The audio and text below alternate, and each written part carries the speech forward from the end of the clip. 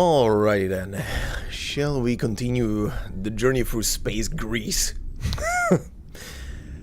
How's it going, everybody? Bloody? miHoYo? How are you doing? Hopefully the mic is actually going through this time. And I'm not talking into the ether. Just gonna double check. Just gonna double check. Is this selected? It is. Okay. Should be running. Anyway. Getting paranoid. It's always something. It's always something with streaming. Okay. Alright. More Greek stuff.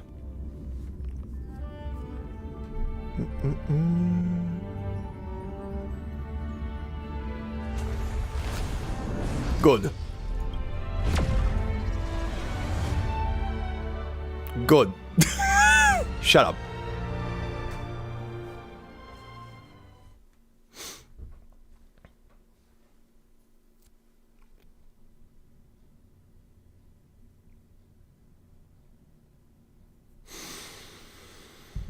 Oh boy.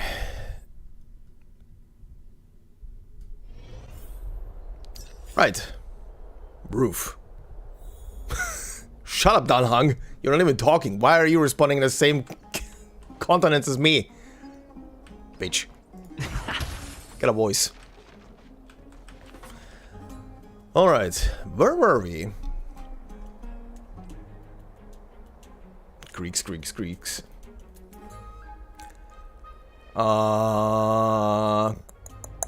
Right, we were on a date with Danhang, the mute. Lovely. Can I have March back? She at least is speaking. Nympha, my beloved Nympha. Let's leave Akama. A place for just the two of us.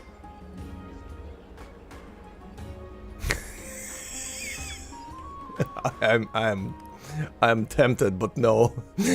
Also, where the fuck? Huh? Catch? Oh.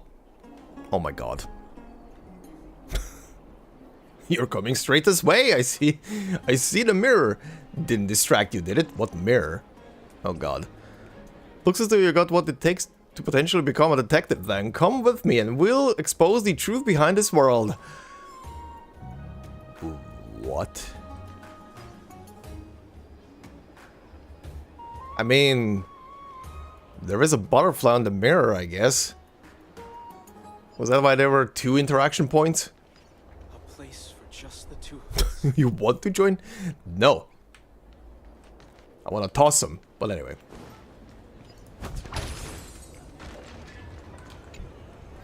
Get me down.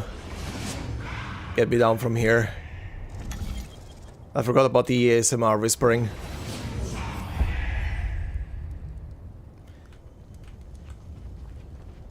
Ah, there's our pal, our buddy. The phone didn't load in properly. The game is having moments. Never save for tomorrow what you can eat today. Hello, buddy. What's happening here? Shadow of the past, you've not stepped. Chrysos heir. The weight of the core flame, if you wish to bear, you must bury the past. Suspend the pain. I have too much muscle. Cannot form sentence normally. Can forge good stuff for you. I'll try my best, Cartonis, but why keep mentioning it if you already know I can't do it? Here, your guests are. This is how Yoda would sound if he was buff. You two, you're back much quicker than I imagined. I thought that Aglaya would keep you for a bit longer. Here you go. This is the compensation I previously mentioned. I asked the most famous grand craftsman in the Holy City to repair your spear. Nice. Once again, let me offer my sincere apologies for any offense I caused during our first meeting.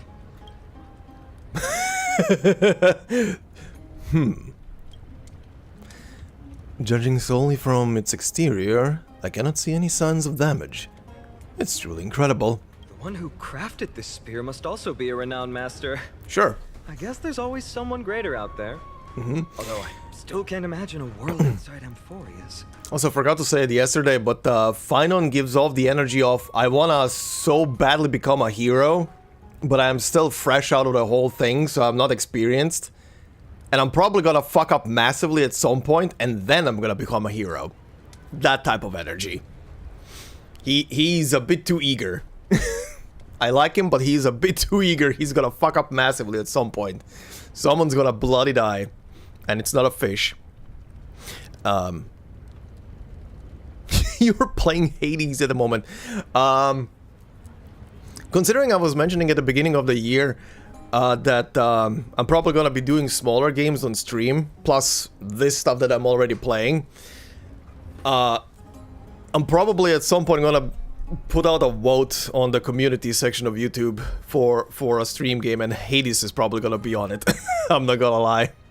Because I've been looking at that thing in my Steam inventory for like 3 years at this point, and I want to play it. He has a funny achievement if you buy all of his stuff. Really now? Okay. Or perhaps I've just never given it much thought until I met you two. You've probably now heard about the tripartite prophecy that descended upon Amphorius and the mission of the Chrysos heirs. For us, pursuing the prophecy is the purpose of our journey. Therefore, thinking too much about other things is unnecessary. Hasn't anyone noticed the prophecy?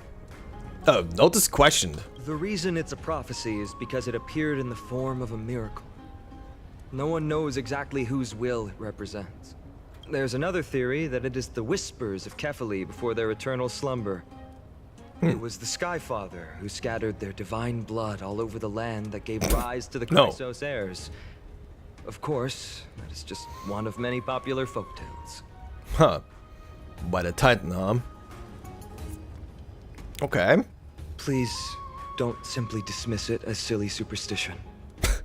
The people of this world have already experienced the transition from skepticism to firm belief, and this transition wasn't easy to achieve.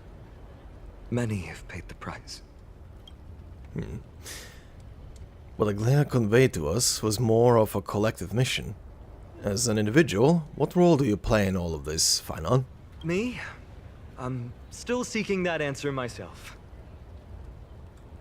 But if the gods favor me, I believe that my core flame won't be far.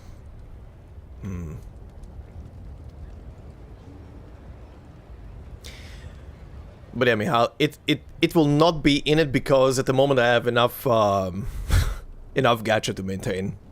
I don't need another one.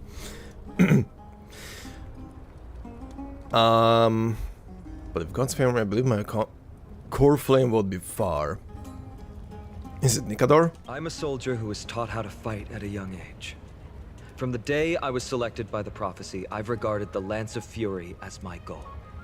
One day, I'll break the lance and take the core flame of strife. But discussing such a bitter topic is a bummer. I'm embarrassed since I think I'm the one who brought it up. Oh, right. Tribi mentioned that you two also use teleslates. Why don't we exchange contacts? Please also accept these gifts as a token of my appreciation. Ooh, gifts! Since the weather is great, why don't you two look around some more? I won't take up more of your time. See you later. Sure, I'm gonna enjoy my date. Okay. Well, let's see. What do you have? Ding, ding, ding. This tall blacksmith is forging iron. In your eyes, his weapon forging process is unsophisticated, unpretentious. Apart from exhibiting more strength and producing louder clanking, he doesn't seem to differ from the most ordinary blacksmith in Morpheus.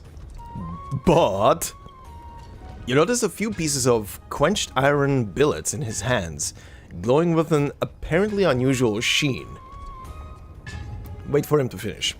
Good thing this burly smith is almost done. The billet sizzles when doused in water, and Cartonus finally turns around to meet you. Long have you waited, warrior of the Outlands.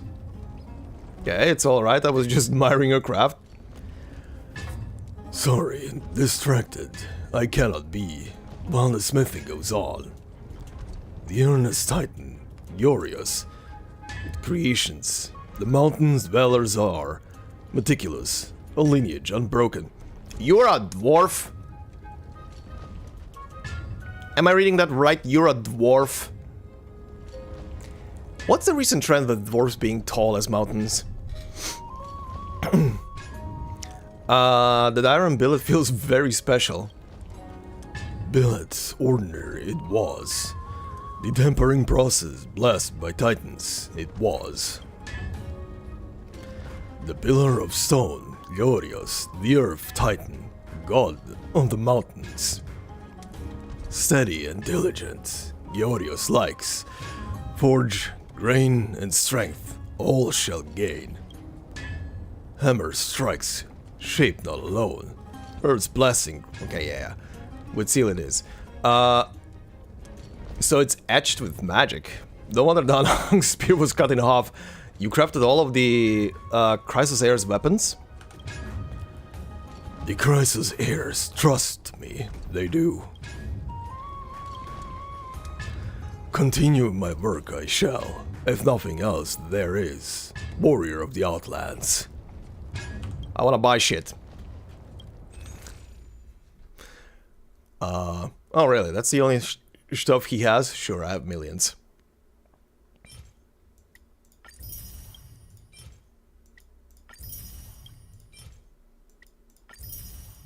Okay. The mountain range, the blacksmith, and... What was the last part? That's not what I wanted to share. Whatever. Go. Terms, blah blah. Keep clicking on the wrong thing. The mountain range, the blacksmith, and the old... and the old customer? Thanks, big customer? Sure. I have pockets deep.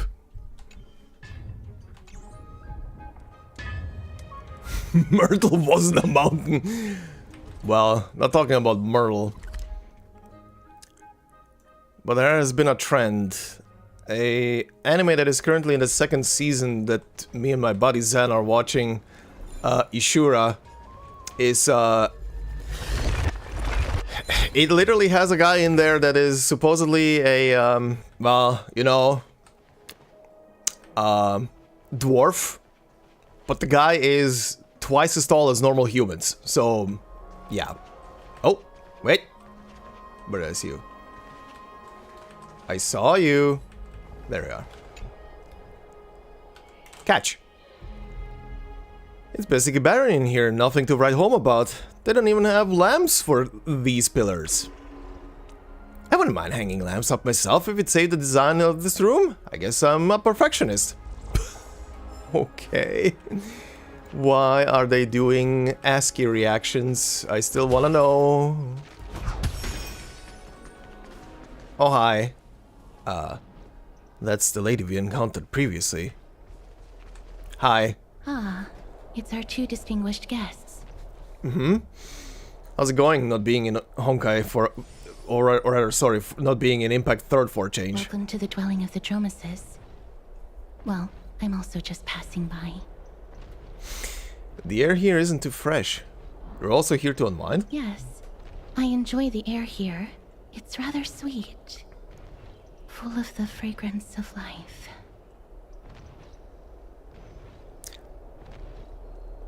I mean... dung is a process of life. Sure. Speaking of which, if Miss Castor is... Is Miss Castor is also a Chrysos here? Yes. Okay, just... no reaction further? My apologies. If you don't wish to talk about this topic, I'll stop myself here. Thank you, Mr. Dan Hong. Well, she's peculiar. And he notices something. What is happening here? Should I show off my dance moves? Point at the Dromas. Let's liven up the atmosphere. Should I show off my dance moves? No, thank you. Unless you wish to make things worse.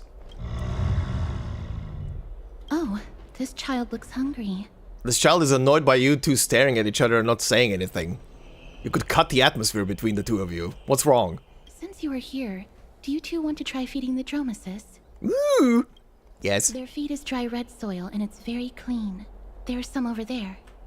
I wanna feed the dinosaur. Since it's your first time feeding, just a small piece will do. They eat clay. And I have a taste. Of course, but it's very bitter and hard to digest. I mean, it's clay. Her serious tone immediately quashes your wild idea. Aww. You gently pick up a piece of red clay from the container while the Dromaeus watches your every move intently. Don't mess it up. Come here, big boy. Yes. The Dromaeus lets out a slow but joyful sound, clearly anticipating your performance as its new caretaker. Should you get what it wants so easily, or offer the feed to Tanang? I'm only doing this because he's mute right now. That's not gonna happen. Darn it. When did he learn to read minds?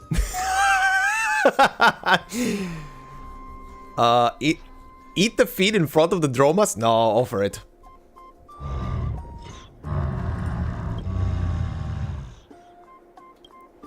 The big guy in front lets out a satisfied sound.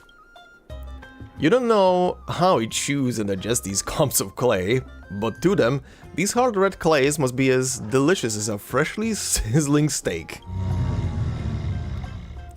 It looks very happy.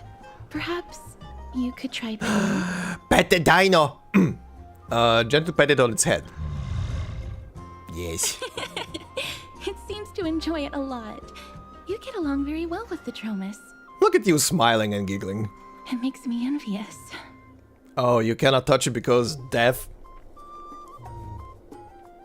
I skipped the canon event? Whatever. Don't you want to try petting it as well?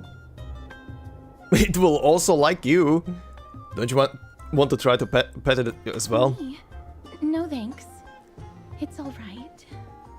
Are you super cautious about your deaf abilities?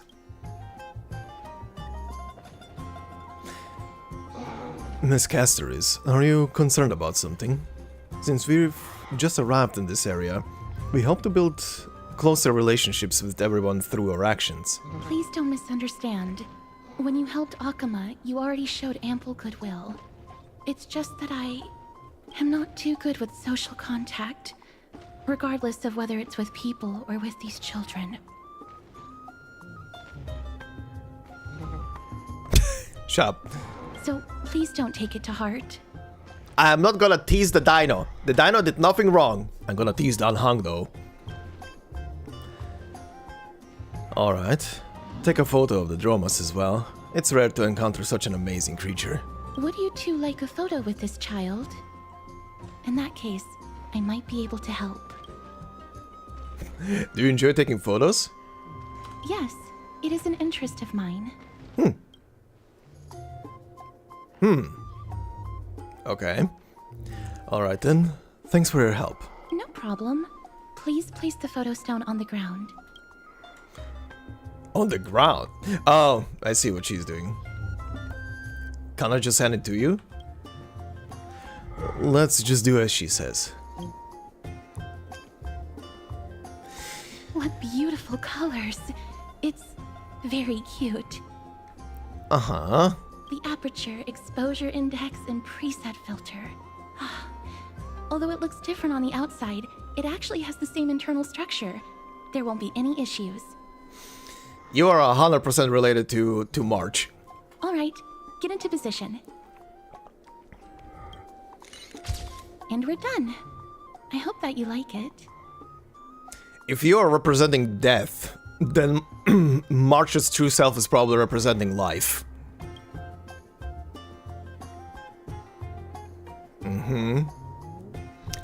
Wow. But what's the reason behind using the black and white filter? My apologies. It's just personal preference. Okay. I like black and white photos. If it bothers you, I can take another photo. Okay. For a second I thought that she sapped, like, literally the life out of a picture. Okay. That won't be necessary. This is fine. I'm glad that I could help. Then, I'll take my leave now. Please continue playing with the Dromesis. That was a little strange. What a mysterious lady. There's even a stand-in photographer in the script. That was a little strange. You could say she's not very talkative. No, that's not it. She's just a little elusive.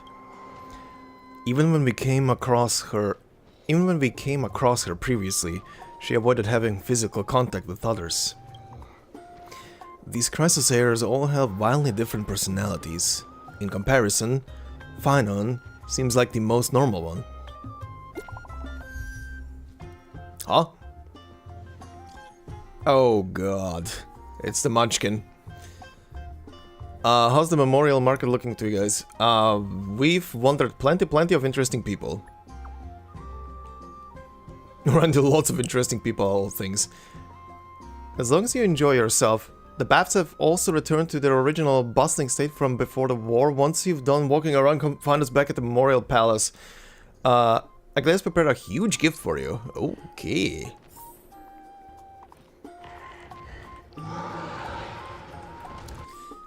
Okay. Wait. Optional stuff. Continue to explore. Optional stuff.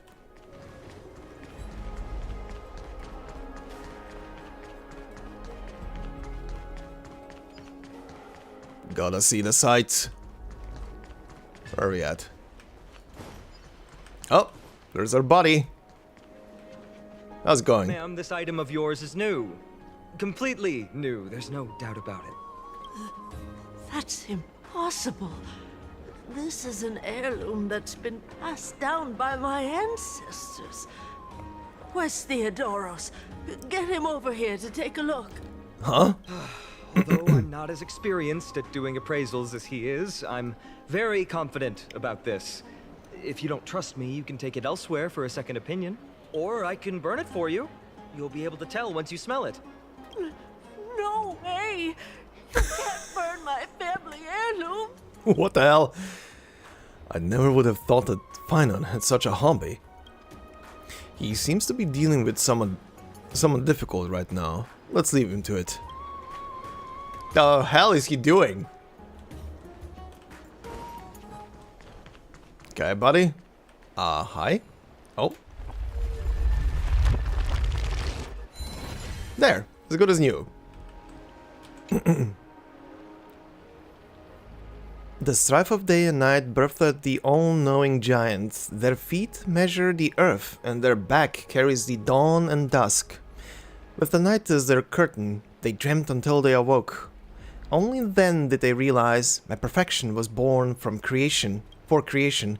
Gods, please hear my wish.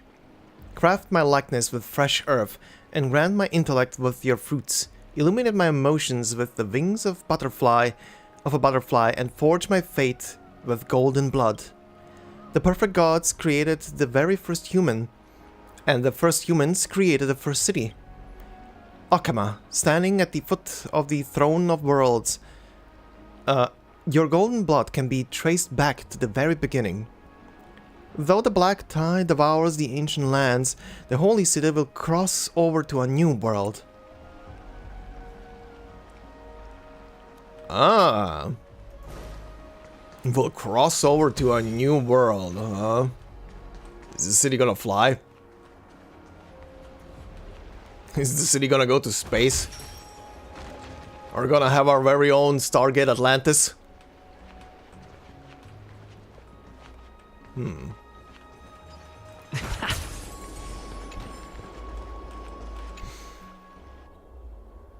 The rescued people retained your honor and chat during every lucid hour. Capella carries the sun to awaken tomorrow. praise you, the Titan with the world on its back. Okama no longer longs for sunlight because of you. Not this one. The murals record in simple and delicate carvings the stories of Kapala creating life and building Okama. In the murals, Kapala bears the enormous dawn device on their back.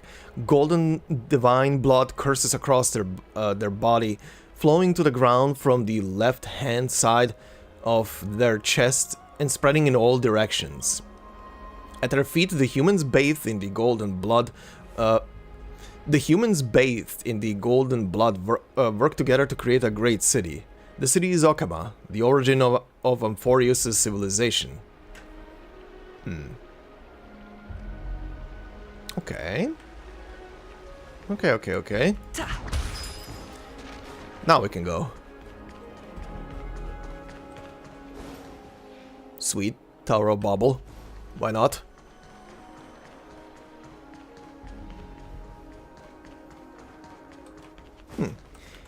Buddy, do you have new recipes? I just wanted to... I just want to check your shop. Did I stumble into a quest? What is happening?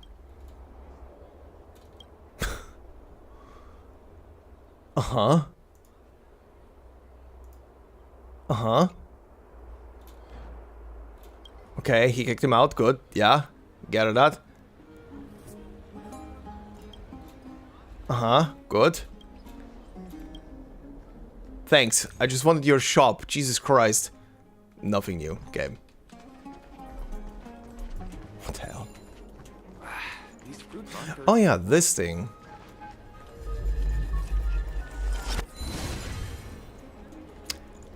Right. There was a tutorial for this yesterday.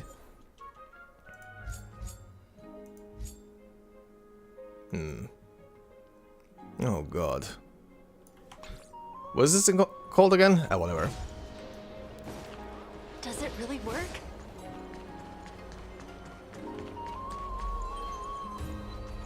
Oh. Okay. Is that all? Giannis's gift. Does it really work? Does it work? I don't know. There seems to be a new show at the back. Okay.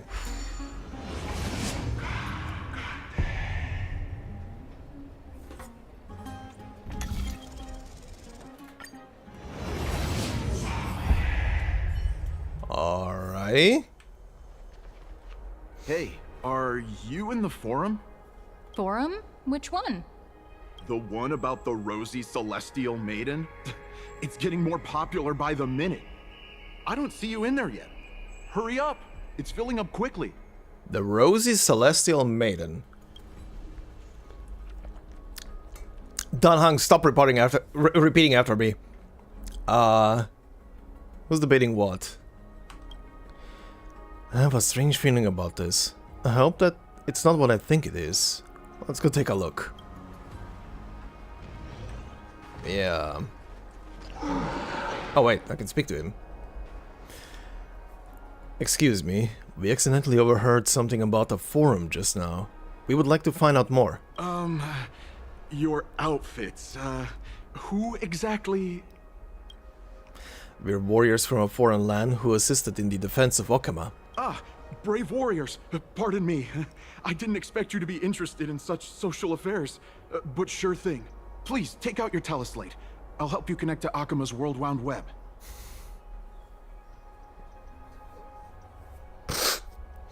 World Wound Web? Okay.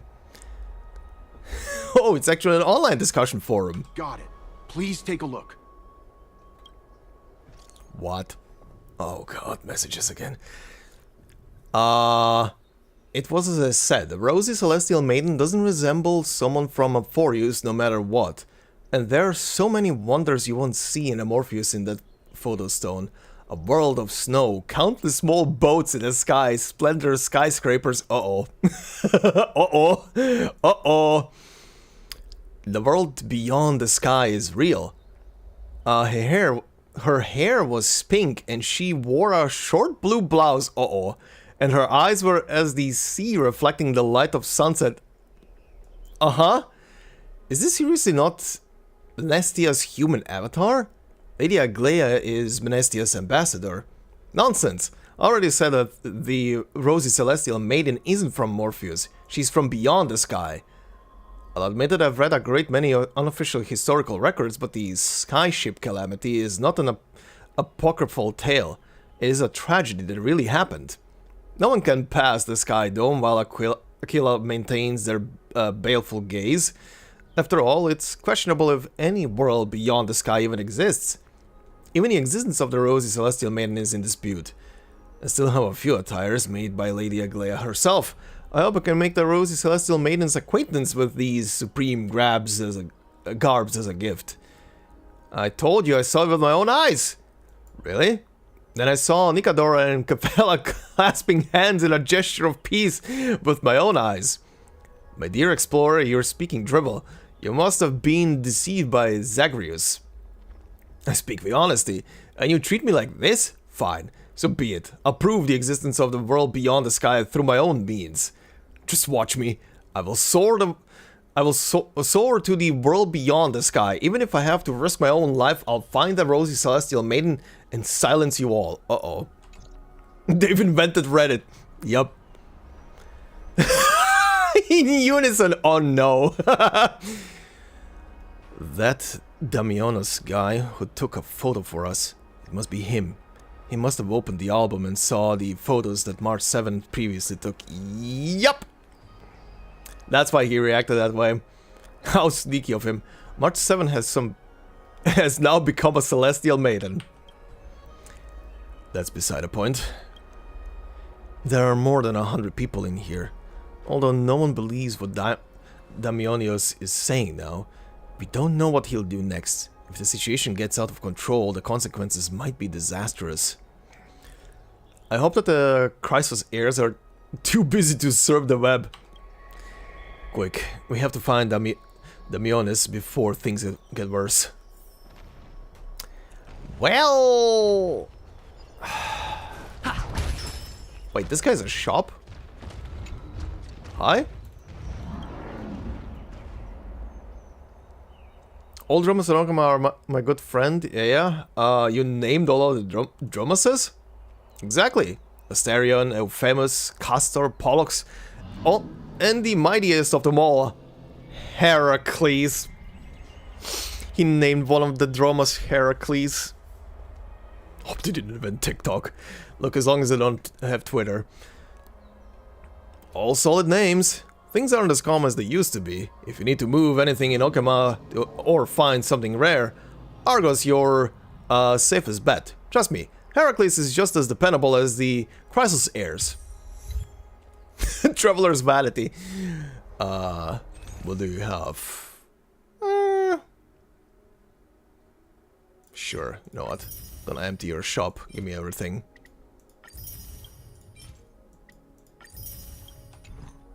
No achievement? Well, you at least told me a good story. Heracles. Hey, I can pass through this place now.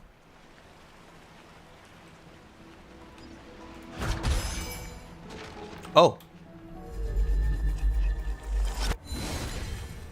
Well, hello there. Another entry from Aquila's Enlightenment. Make it neat and tight.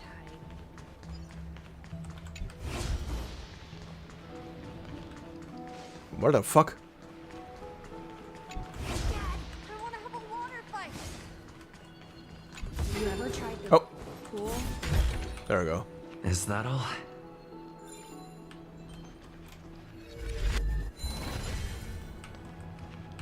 Buddy! That was close. The dim flame was almost extinguished in this dark place. Did you save me? You have my gratitude. All the stones by the road shall chant your name, and every boulder on the cliffside shall feature a visage. You are the highest mountain and the longest slope. Tell me your story. I once traveled everywhere with Georios. I left my footprints among the gravel. I sowed countless seeds in the fertile soil. I built majestic cliffs and I dug bottomless ravines. But now the divine powers have vanished, and I am nothing but a dim flame. What do I get from this? Look at this dancing flame, pure, mysterious, warm, and everlasting. Beholding such a feat, do you want to draw a sliver and take it along? Make an offering and you shall have it. Offer it solid water, sure. You get phlogiston. Take it. You will understand how to use it when the endless night descends and everything is shrouded in darkness. Oh. Torchbearer Neo. Oh.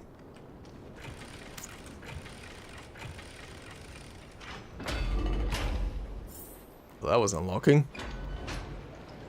I'm going to the hot pool. Uh-huh, good for you. There's so many people all of a sudden. At a time like this, why not ask around? Sure. Rosy Celestial Maiden. Oh god. Just from this name alone, I am able to imagine your beauty. You must be the incarnation of Nestia. Romance Caused Titan. me to sink deeper and deeper, unable to get a hold of myself. Oh, beautiful Celestial Maiden. How can I ever win your affection? I want a supercut. I want to cut immediately to black and then to March on the train and just going just sneezing. With snacks, plushies, and cute clothes. March 7th is really that simple in your eyes. Yes, she is. Let's get to the point. Have you seen Damionis? Damius? Ominos? No, I don't know what you're talking about, friend.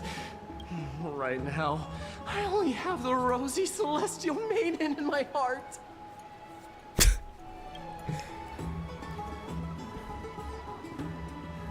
This is the planet where they put all the Hoyo shills on.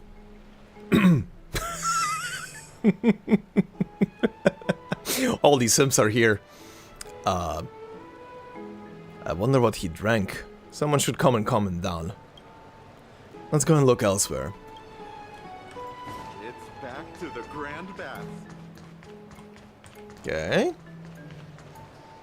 Good lord, these people are chiseled as fuck. Celestial maiden, you truly are a gift from the heavens, a daughter of the sun. Even Aquila cannot restrain you. Will you gently carve open the sky, if only to lead us out of this long, dark night? I know this is funny and cringe at the same time, but at the same time, I have a dumb feeling that they are foreshadowing shit. Also, the dinosaur is taking a bath in the back. Alright.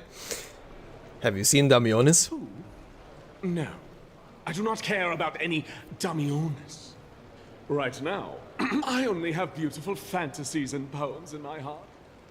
Oh, rosy celestial maiden, the light of Akima. Next.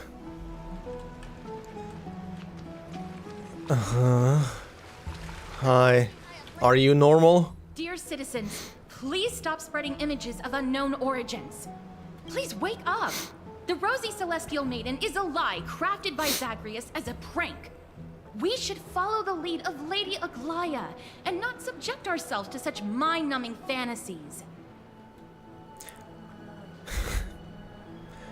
Have you seen Damionis? Damionis, that explorer who thinks very highly of himself. I've heard of him, but have never met him in person. Others have said he's completely crazy. Rosy Celestial Maiden, a world beyond the sky. Oh god. What's that commotion? Oh god. Oh no. I want to be high up like that too. Oh no. Why? I want to be high up. Oh god.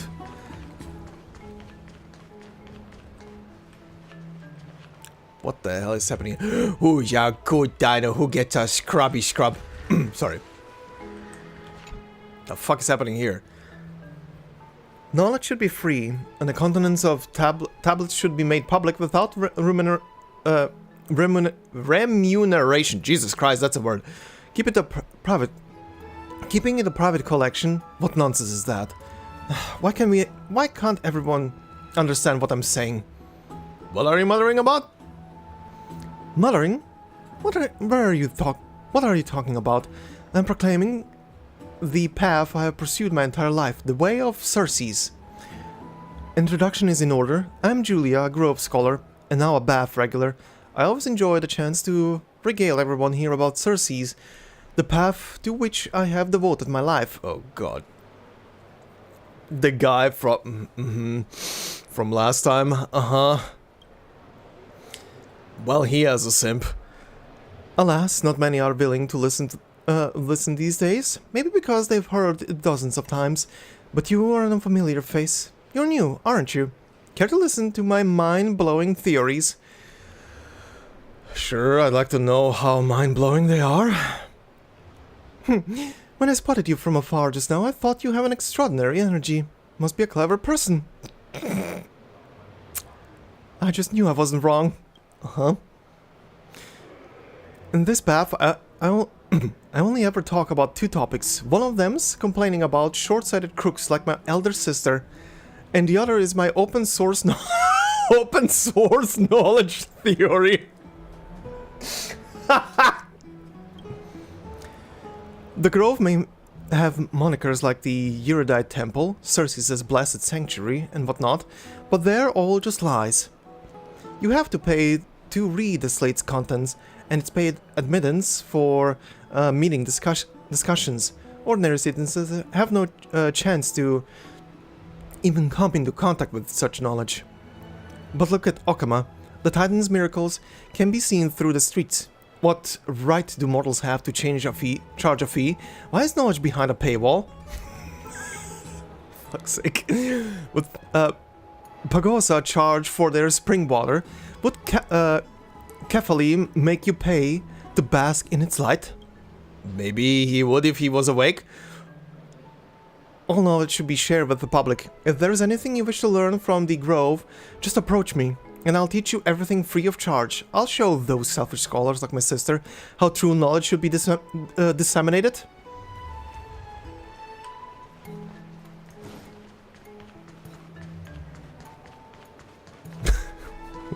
I don't want to know how they clean these baths. I hope it's auto-cleaning, like a regular pool. Okay, where's this idiot? Stop! Stop chasing after me! Don't come any closer! Oh boy. Well, let's... He's running toward the Garden of Life! Give chase! Where is he? That guy barged into the Christ. What's all this fuss? Well, he's running. Can't a guy run his business in peace? Can't a guy run his... He was just shouting about the rosy celestial maiden?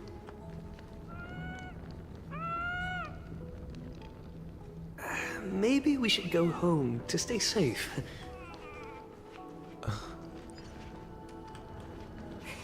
Celestial maiden! Celestial maiden!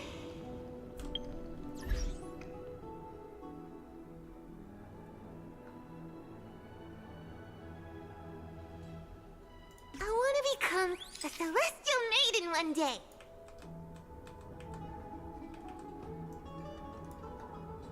Oh, really? The camera is... Oh, fuck's sake. What are these adorable creatures and can they be pets? Stop that nonsense! Be realistic. Ooh. This is a sight. Uh-huh. Citizen, calm down. Don't do anything foolish. This is the Garden of Life, the holy ground of the Bow of Rift. Are you trying to defile the gods? Defile the gods? No, you guys are completely wrong. The wise Circes will be proud of me. Just watch. Uh-oh. What is he doing? What is he trying to do? Let's get closer and take a look.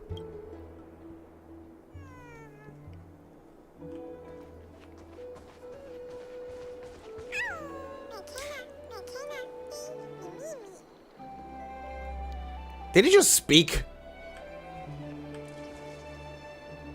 This thing is a living plush.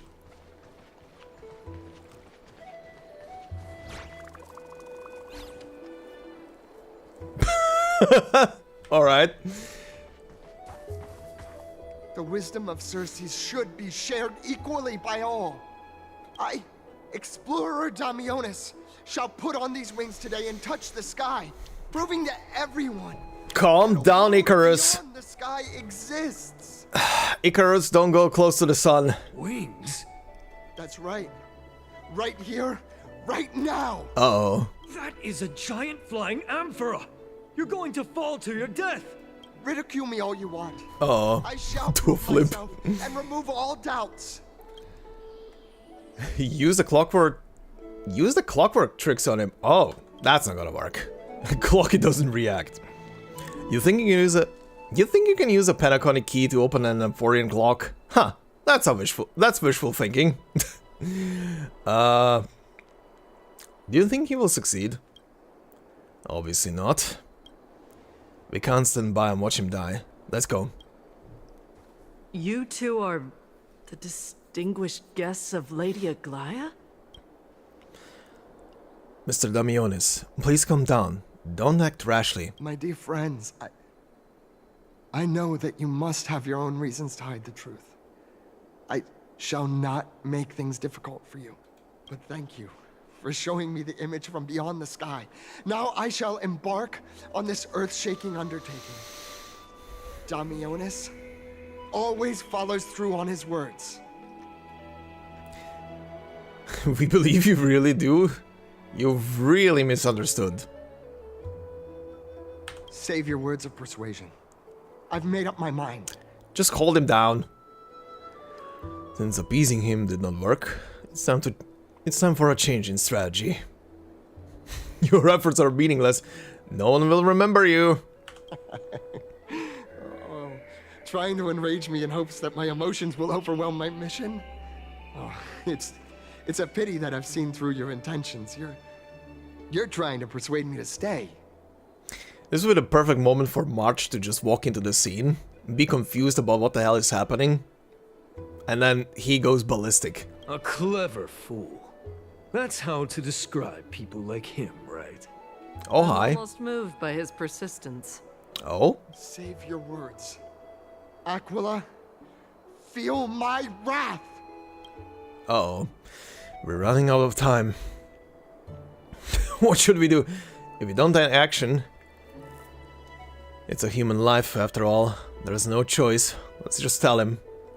Damionis, you're right. A world beyond the sky really exists. Sure.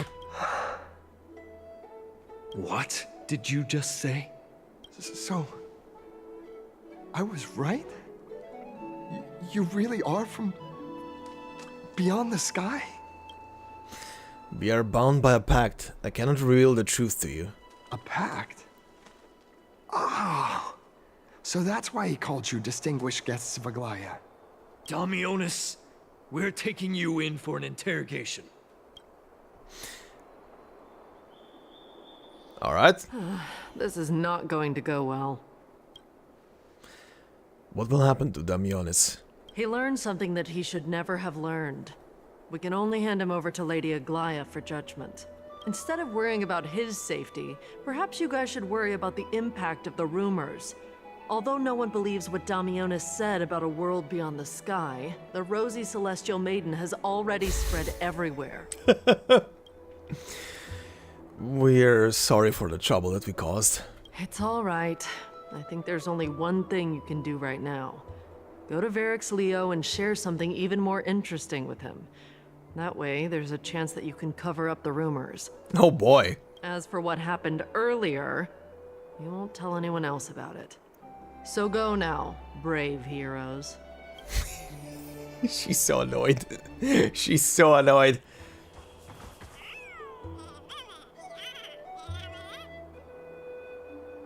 Adorable. I see a butterfly. What the? That's an angle, why? Nostalgia fly. These plants feel as though they're completely lifeless. Now it's even worse than before. I really miss our boss. Hope everything is going well for them. Huh. Your boss? Hey, there's this thing. Oh? What's this? It looks like one of those mannequins in the clothing stores of Penacony. There's also a butterfly? Is that a fashion accessory? Well, now there's a warrior I've never seen before. Pretty cute too. I like it. Babe, you are a talking butterfly. What do you mean? It's obvious that you're not a real human. What do you mean? Wow, you actually saw straight through my disguise. Don't tell me you're my lady's priest, are you? I haven't seen them in a long time. What a shame. If you were also nymphs, we could have had a lot of fun together. Bye? How intriguing. We should catch these nymphs the next time we encounter them. Perhaps they can help us better understand Morpheus. Oh, now's the tutorial for this, huh?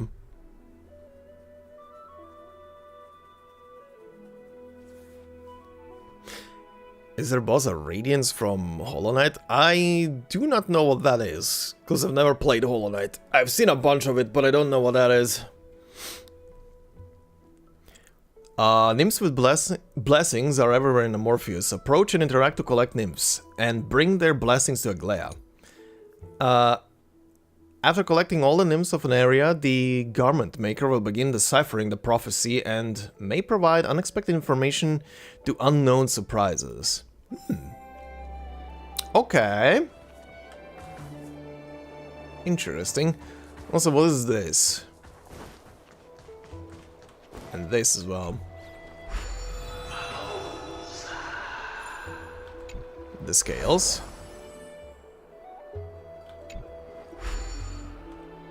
Okay.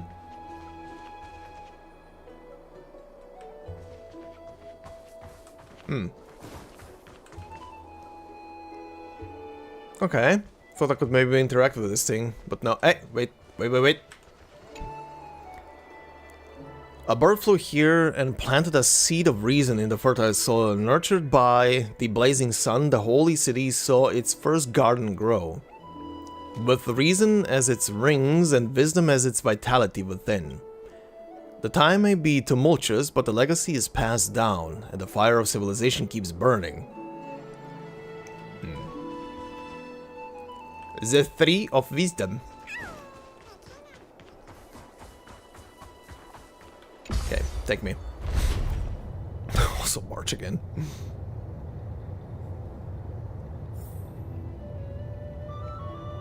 Oh! You motherfucker. Okay. We're going back. Nice. We're going back. Where's this little bitch?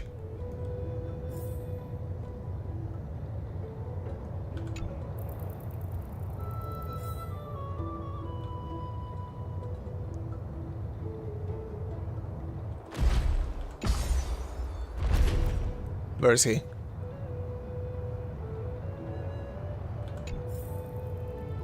Is he going up? He's going up. Son of a bitch. Going up again.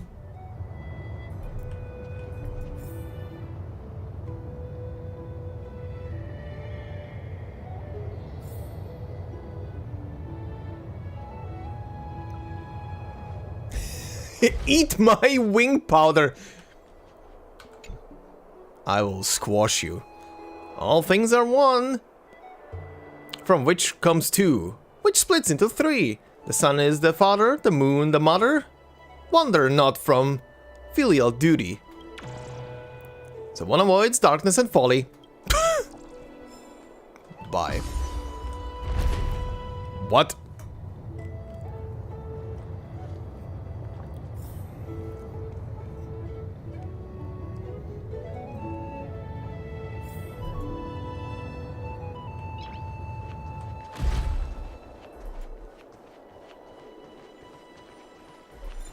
Oh, this area is full of people.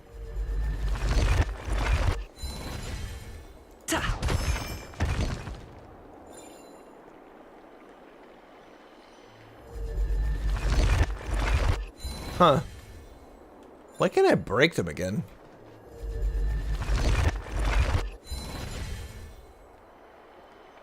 Interesting.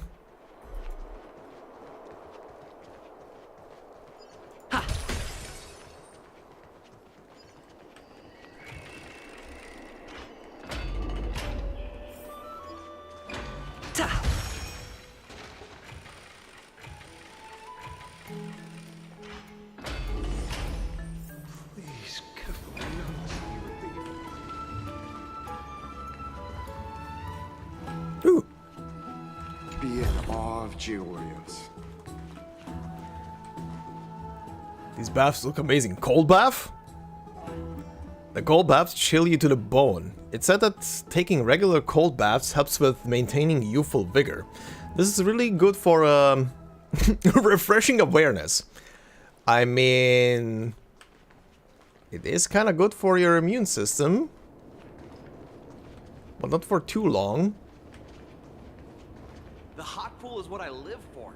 It's nice to shock it a tiny bit. What the hell? Oh, puzzle.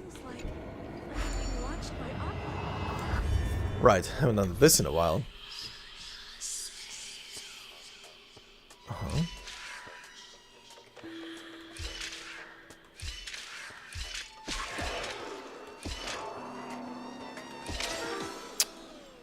Oops.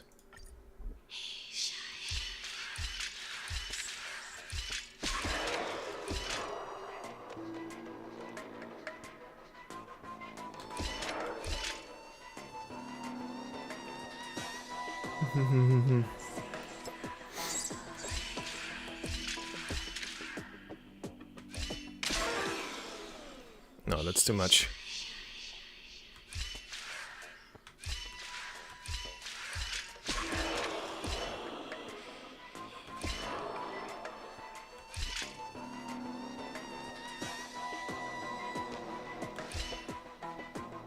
Oh wait, it gets stuck there? I don't remember that from the tutorial. Did the tutorial tell me that it gets stuck on the button? I don't remember that. It feels like I'm being watched by Aquila. I am a rebel fly? Excuse me, what? The steam here is so strong, it's like a barrier. I can't even touch any of the water. But I'm still not giving up on my chance to take a bath. Here I am, a tiny butterfly, powering into the wind. Uh-huh. Uh-huh. Let's go back for another set. Piggy? Wait, what?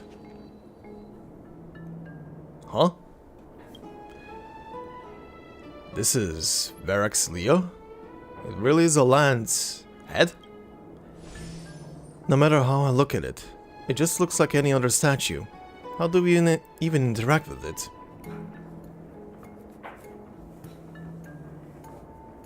Oh, it copies only a certain amount of turns. Okay, okay. That part I forgot then. Whack it with the baseball bat. Put your hand into the lion's mouth. Look who came to visit this mighty lion. Aren't you Akima's two new friends? The brave warriors from a faraway place. It's an honor to meet you. It seems like you're very well informed. Didn't anyone tell you? I'm I'm the far-seeing eye and all-hearing ear of Arknights. I see and hear every single thing that happens in the streets and alleys of this place. We would like to request your help. Currently, rumors regarding the rosy celestial maiden have spread throughout the holy city. Brave warriors. I'm afraid that I won't be able to help with that. Rumors. As long as the citizens like it, who cares about whether it's true or not? However, the way you two are trying to stop it from spreading further, could there be some other reason? How about sharing it with me? Why are you so interested in the... Why are you so interested in the tea? Don't be fooled by it. This lion loves engaging in gossip and rumors. Oh, hi. A few days ago, when people were besmirching my tribe's honor, didn't you also turn a blind eye? Isn't this Lord Mighty? How have you been lately? Uh-huh. The face of a lion, but the courage of a soulless hyena. You and your brothers will do anything for the sake of entertainment, even encouraging despicable acts such as fabricating history. There's no limit to how low you would stoop. How can you call that a fabrication? At most, it's just a little reinterpretation. Artistic reinterpretation. Yes. Shut it. Do as they say. Otherwise, I'll turn you into iron dust with my bare hands. You got it. I'll fix that right now. I assure all of you that from now on, you'll no longer hear the words Rosy Celestial Maiden. Thanks. With the corporation. Thank you for your help. Don't misunderstand. I'm just annoyed at that lion head. Also, Finon seems to think highly of you guys. If you were to be disposed of for such a trivial reason, his weak and fragile heart might not be able to bear it. Disposed of? Pray for the best, outsider. Pray that this farce has not reached the ears of Aglaya. That boldly dressed Chrysos heir also has an eccentric personality. Regardless, this matter has come to an end. Let's prepare ourselves and head to our appointment.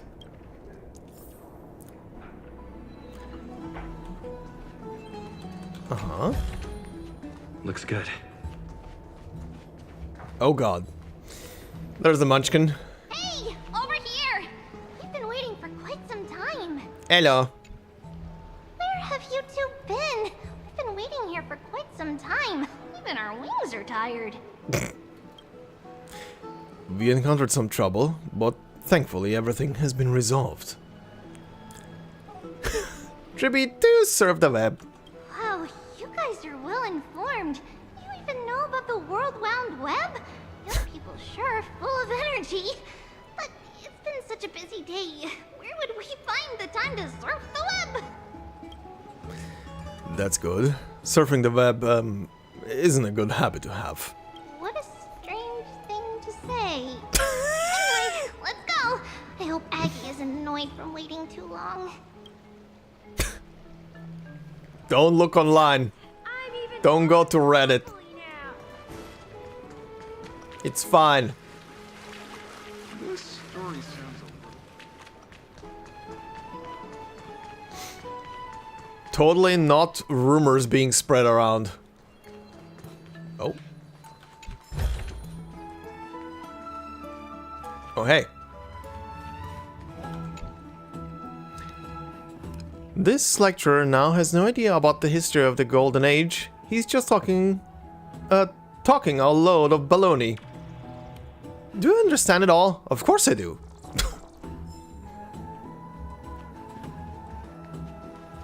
Oh, right. You can see the abyss from here. It's quite a nice place for a photo. Good lord. It's just baths. Baths everywhere. Oh, hi. That sounds amazing. It's like I'm listening to my lady singing. Apparently, this instrument was blessed by the drowsy lady. I never expected it to sound so crisp.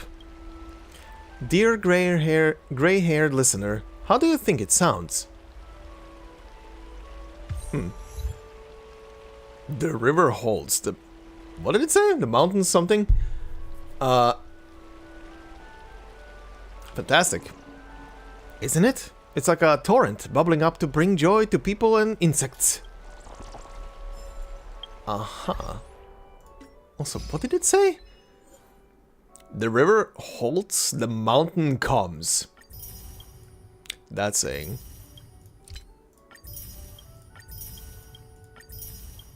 Nice.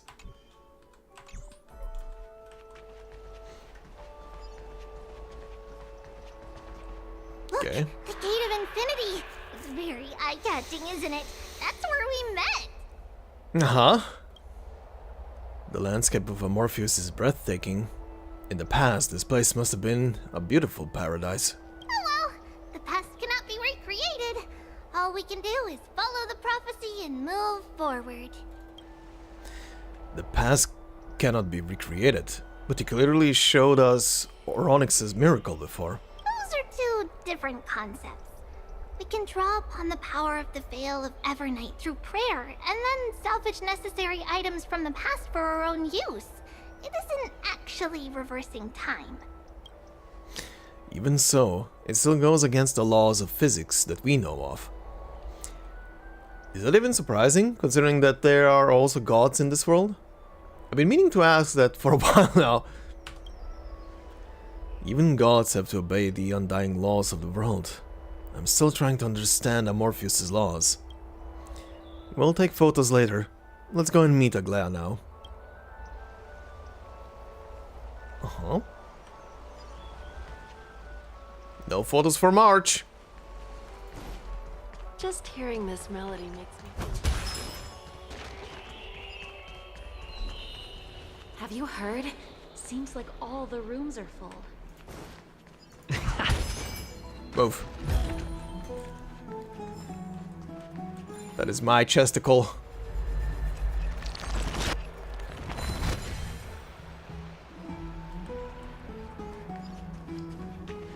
Hello. Aggie, we're back!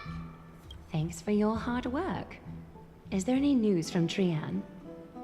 Not yet, but we've already figured out where the deserters are headed to. With a little more time, we'll be able to track down the location of Castrum Kremnos. Castrum Kremnos? Where is that? Nikador's territory and their current abode. It's a moving city-state enveloped in fog. A moving city-state? So, back when the Titan was repelled, Lady Trian was off chasing the enemy. Let's talk about something less serious for now. Would you mind giving the three of us some space, Treeby? Of course. Hope you like this gift. I don't like the giggle. What is the gift?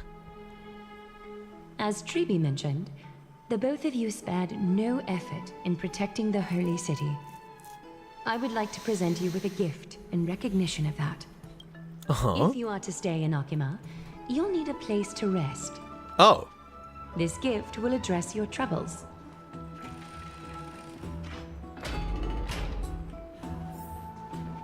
Welcome to your private bath chamber. Ooh. How fancy. It's even better than the Pentaconian hotel rooms. I don't want to go back to the Astral Express anymore. What do you mean you don't want to go back? Have you seen your fancy ass goddamn room? With a gaming monitor the size of the room itself. You bitch. I spent a lot of time doing that minigame.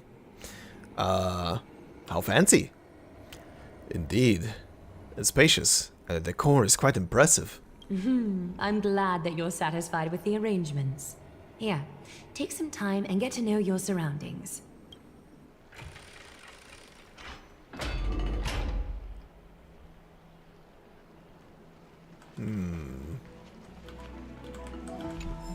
Give manual. Do you need a manual for a room? Did I just... Oh, I did see it correctly. Sorry I dozed off for a sec there. I didn't know this room was occupied. I'll be off right away then. Hi then, Furuta. How's it going? The bike died. The collapse is everywhere. The abyss lingers in every corner.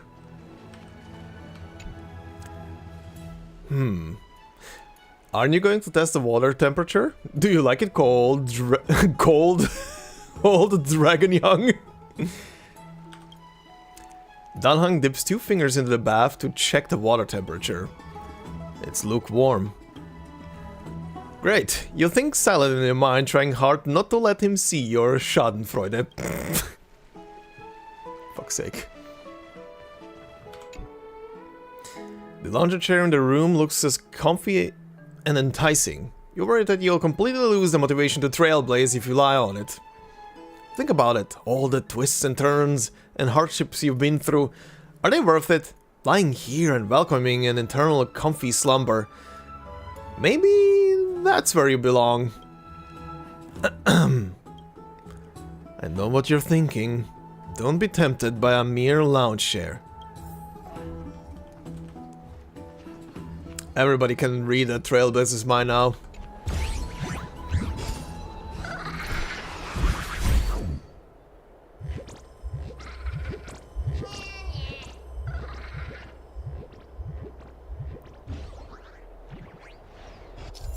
Well, fuck you too!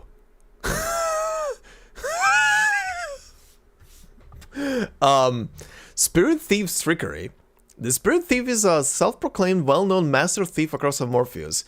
They enjoy stealing treasures others are just about to obtain and then vanishing into the void with their stolen goods. They tend to leave a coin of whimsy and mockery in the aftermath. The only thing that can punish them is Onyx's power. When near a coin of whimsy, use the reviving power provided by Onyx's prayer upon the fissures the thief escapes through to get the Spirit Thief to come back. Click and hold to activate Onyx's prayer and remind the Spirit Thief's time to before they escaped. However, Spirit Thief will struggle valiantly within the special zone. Okay.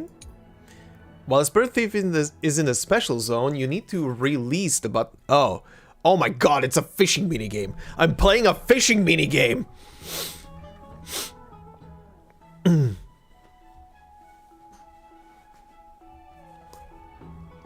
Yeah, I heard about that, Furata.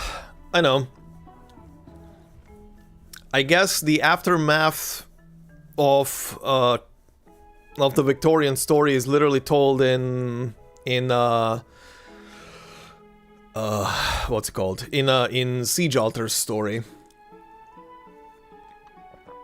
I was kind of suspecting it for a while now that is gonna be kind of like a epilogue story, well, not part of the main line. Hey there, Divine. How's it going? Okay. Rewind, you bitch.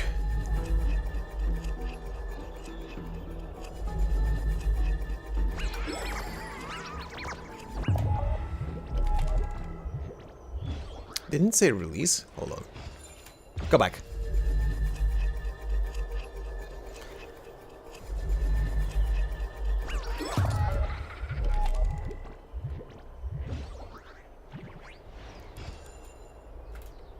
Huh?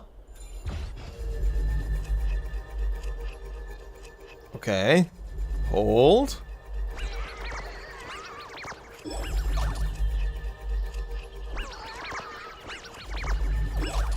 Ah. There we go.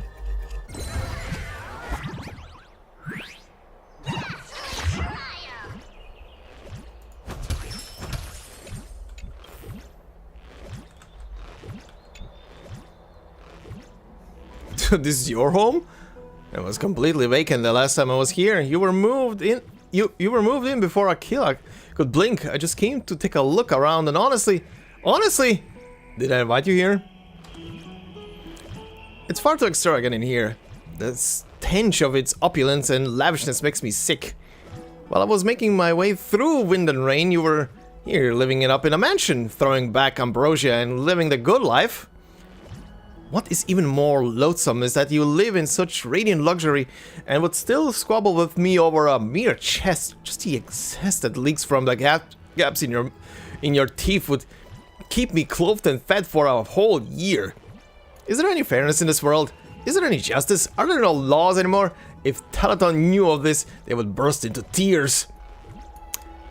If you want to stay here, you can come whenever you please. Huh? Are you serious? I'm not so free and easy as to just... Wait a minute. Are you making fun of me? I'm the one that makes fun of others. No one has ever done it to me before. Huh. You will pay for this. Are we actually fighting? Oh, we are.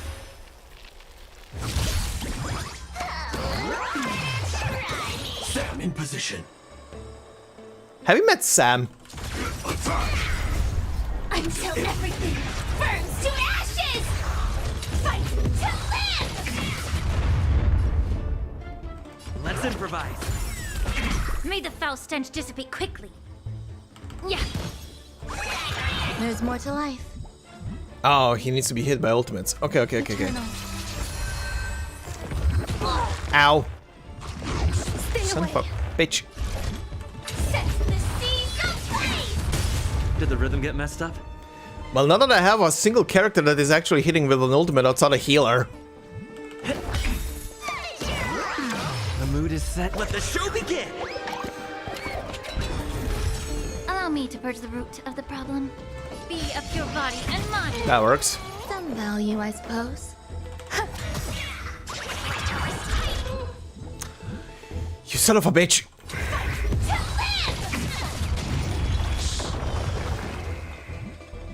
Every petal, all will be swept away by the wind.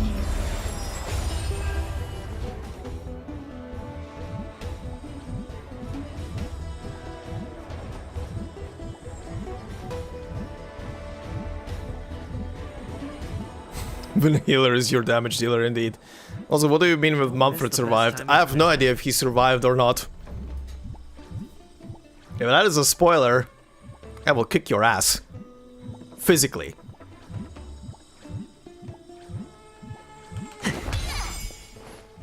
The bitch was not mentioned after chapter 14. The moment he disappeared in the middle of the chapter, he was not present anymore. The truth, everything in this world is bleeding. Set the seas aflame! Nice work! Okay, that's an interesting enemy. Reach the end of the story in your own way. Next time you leave the house, remember to lock the door, otherwise you'll just see what happens.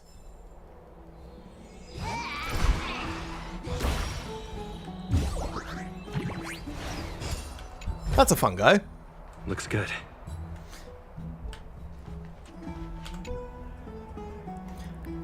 You lean against the stone railing of the balcony, gazing into the distance. The mist-shrouded mountains of Amorpheus appear as vague outlines, like stone giants slowly shifting between crouching and standing.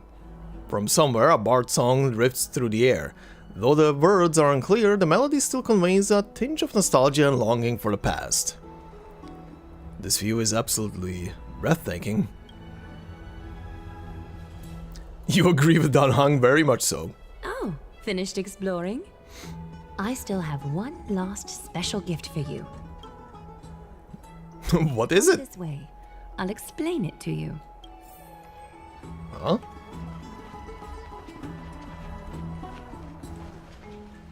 Okay. This thing?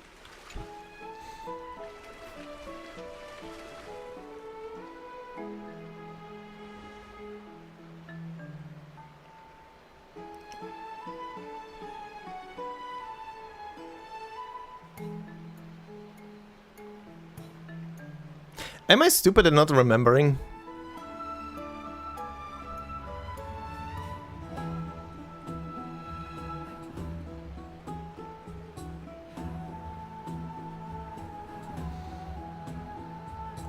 Am I literally not remembering it?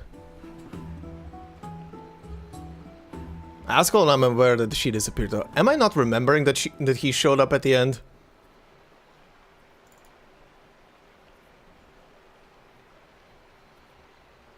I think my brain was fried. Because I spent like 2 months of nothing but story voiceovers.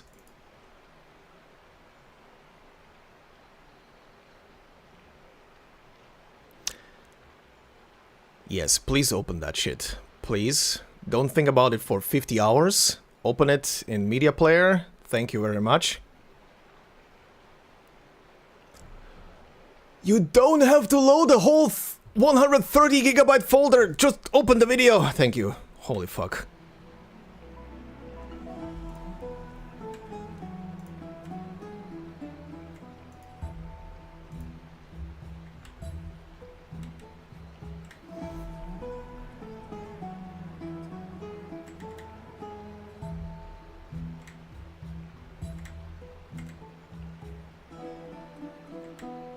I honestly do not remember him showing up at the end.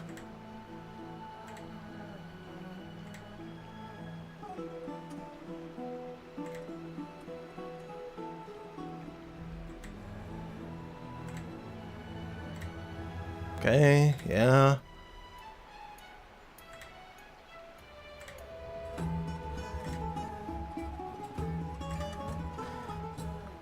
That was Therese's. That's our gang. That's Hoarder gang.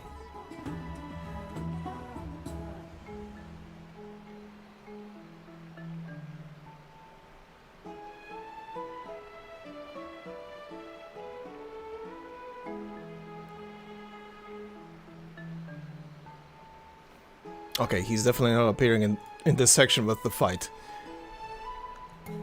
And this is... oh yeah, this is from Siege's operator record.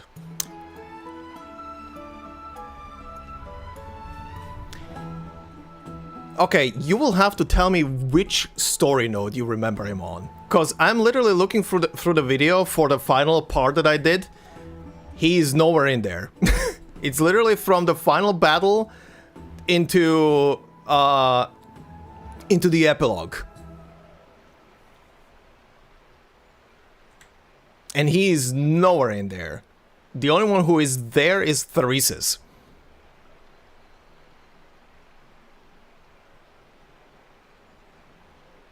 With his personal declaration of, I'm coming for your ass.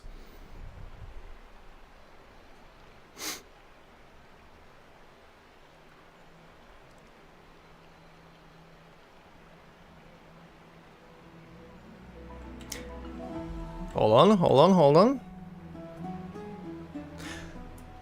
There he is. Jesus Christ. That was so far back in the video. Holy fuck.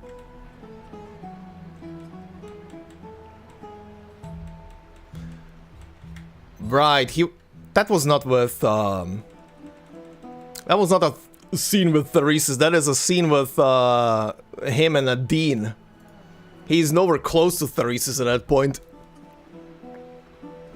That's why I was confused. It's like I don't remember him talking to Therese's at the end. Or Therese's talking with anybody at the end. He was solo the entire way through there. But yeah, it was a whole fucking long story with a shit ton of stuff. Anyway, sorry, where were we? Is this a basin? It looks like something used for rituals. Excuse me, game? There we go. I feel like I've seen it in a movie before. What a premium sink! Is this a mini dream pool? It's not your average wash basin. This ceremonial vessel belonged to the Chrysos heirs and is now my gift to the both of you. You have learned, to some extent, about the history of Amphorius and of the holy city Arknights.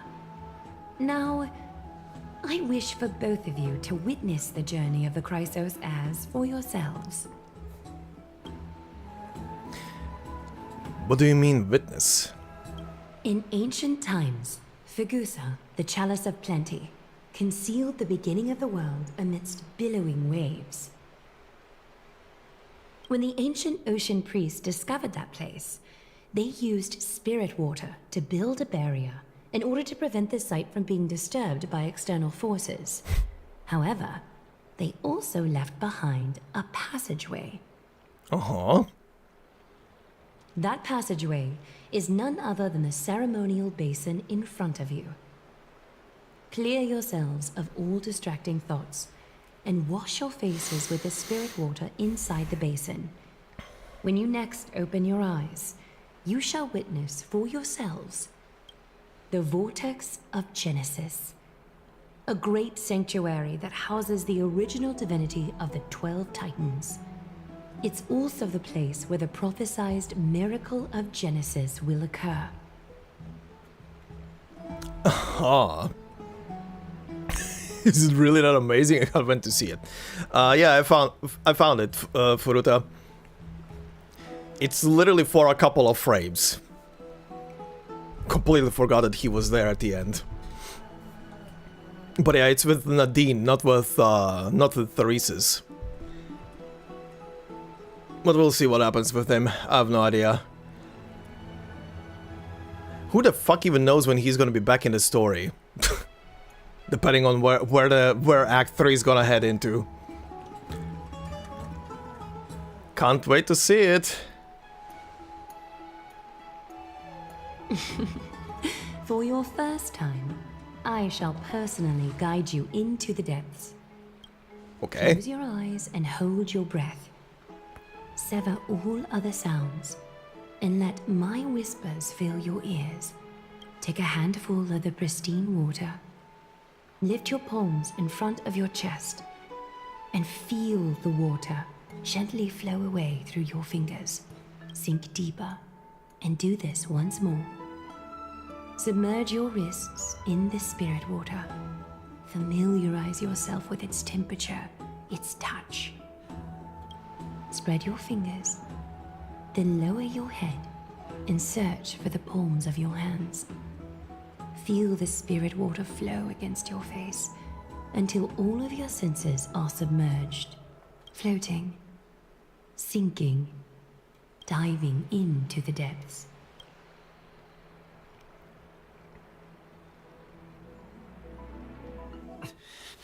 Oh.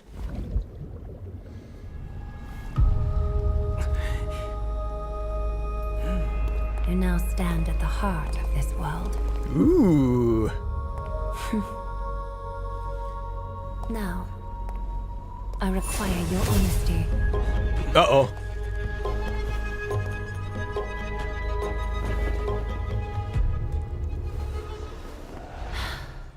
The lasso of truth has been cast. What is the meaning of this? Why is this happening again?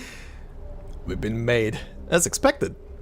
Why is this happening again? This is no laughing matter. It's an interrogation. Oh boy.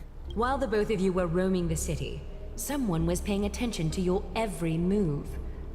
Unfortunately, you have broken your promises. I would like to argue it, but... So you are indeed aware of our transgression. However, we only did so to save a life. The Holy City's fate is as fragile as thread. I must exercise prudence in order to eliminate sources of potential disaster. I will grant the both of you another chance to mend our broken trust. The golden thread shall judge on my behalf. If you're truthful, you will live. Else, you will perish. Oh, good. We meet again, distinguished guests. Hello. Casterus will be your executioner. Oh, good. Lady Aglea, it is undeniable that we broke our agreement out of our carelessness. However, you never explained to us how revealing that a world beyond the sky exists will lead to dire consequences. What I want to know is, exactly how grave a crime have we committed? A reasonable request. It is indeed my oversight for failing to tell you everything in time. There have always been people in Amphorius who looked beyond the skies. Indeed, there used to be a usurper nation that spared no expense in constructing skyships with the desire to break through the blue sky and reach the stars. However, Aquila's divine punishment fell the instant the fleet of skyships took flight. An entire city-state, along with all of its subjects, was reduced to ash in that moment. It's not that Amphorius is unwilling to head toward the stars. Yet, anyone who even thinks about breaching the firmament would undoubtedly infuriate the gods, causing this land of the living to burn, and an entire nation of mortals to perish. The Eye of Twilight is only one example of this. This is forbidden territory which can never be ventured into. So you're saying that it's better to pretend it doesn't exist instead?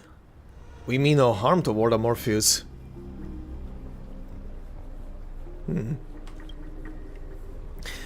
Humanity has always longed for the sky, and this is something that you can't prevent. Divine punishment has never been fair.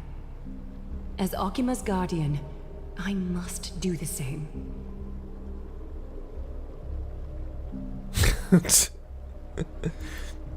This is a world dominated by Titans, and that order can only be toppled by the Chrysos heirs. Therefore, the only thing that I can do right now is to ensure that the both of you remain devoted. 3 steps, Castrus. Was it, Blip? Yes, Lady Aglaya. I shall ask you 4 questions.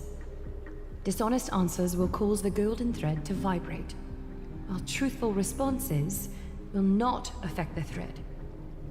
The number of times that the thread trembles is the number of steps forward that the executioner will take. If she isn't standing behind you after all 4 questions have been asked and answered, the both of you will have passed this test. If she is, your journey will end here. You'll fall asleep amid the warm embrace of flowers and feel no pain. That I can guarantee. Oh, good. There's no need for such guarantees. Does this mean that we can lie up to 2 times? Wow.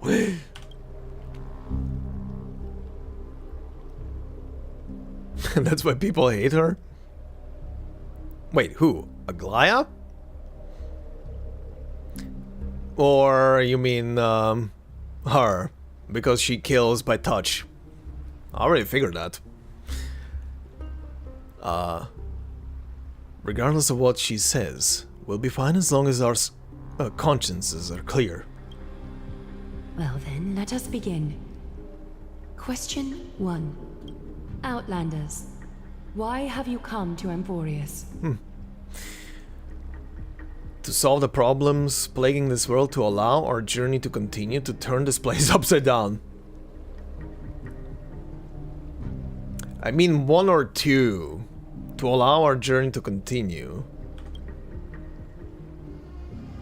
The golden thread remains calm and unchanged. A truthful response. A step will not be recorded. Question 2. Outlanders, why did you lend your aid to Akima? Because of our courageous spirit and selfless hearts. I regret what we did. We should have aided Akima at all, to allow our journey to continue. Again, it's 1 or 3.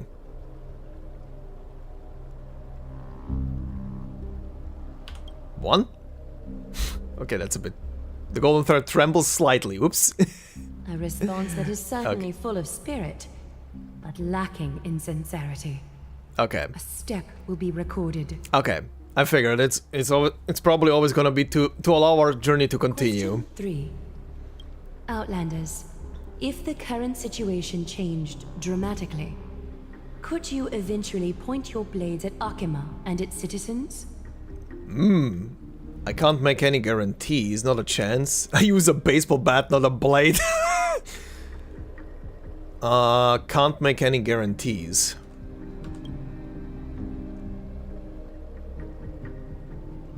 The golden thread remains calm and unchanged. A response that lacks embellishment.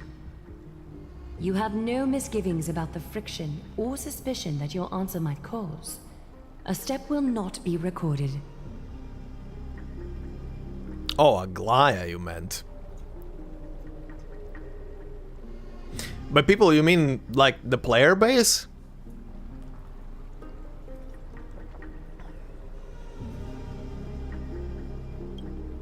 Final question. Outlander. An unknown but surging power exists within your body. Are you willing to use it to aid the Chrysos heirs in slaying the gods? Wait, you can even detect that? I'm not willing and I cannot agree to your request. It's one of the destruction seeds of disaster. Be careful, it might backfire. A part of the player base? Then they're idiots. This question affects the ending of the story when it's finished? Okay.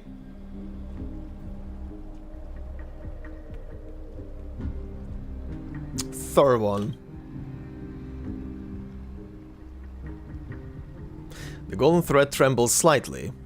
An angry thread, but one laced with uncertainty.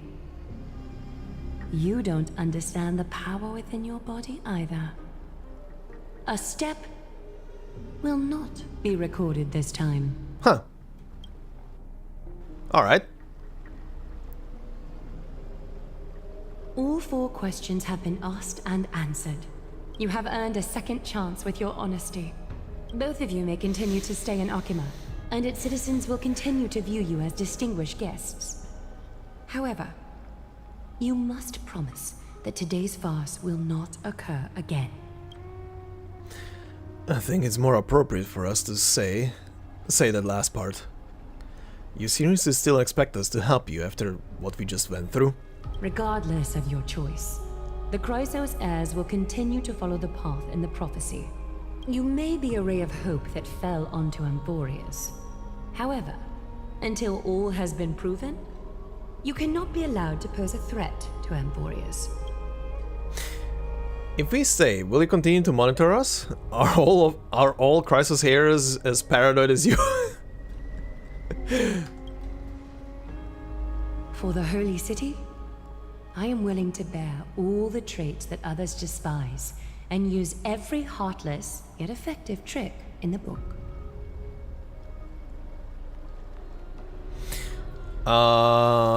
No idea, honestly, Divine.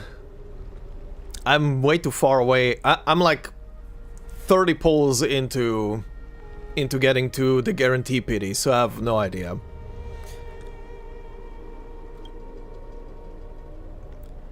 Forgive us, but I'm afraid our cooperation cannot continue under these conditions. If we cannot gain if we cannot gain your trust, Lady Aglaya, we'll depart. Amorpheus isn't the only option for the Nameless. Things don't have to end on a sour note between us. I respect your decision. Hold on! Please, wait a moment. Finan?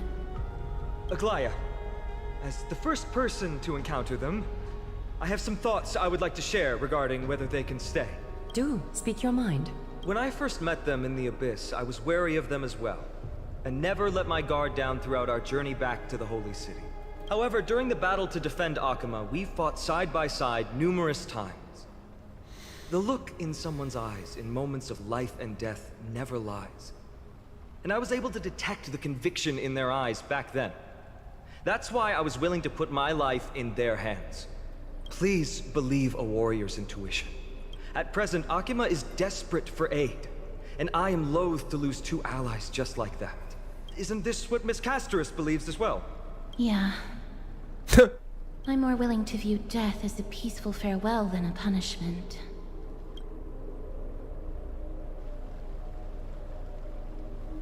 So 2 Chrysos heirs are willing to vouch for you. It seems my actions were too high-handed. Yes, listen to the Impact third characters. Finum, will you fulfill your duty as host and look after our distinguished guests? Well, I'm not good at formalities. I'll do my best. Cass, next time, I hope you will express your thoughts openly. I will. Now, it's time to welcome the newcomers to the Vortex of Genesis. As you both have chosen to trust these Outlanders, ensure they are adequately informed about the mysteries concealed within. Sorry, should have gotten here earlier. Please, hear me out before you make up your mind. Huh? Sure, buddy.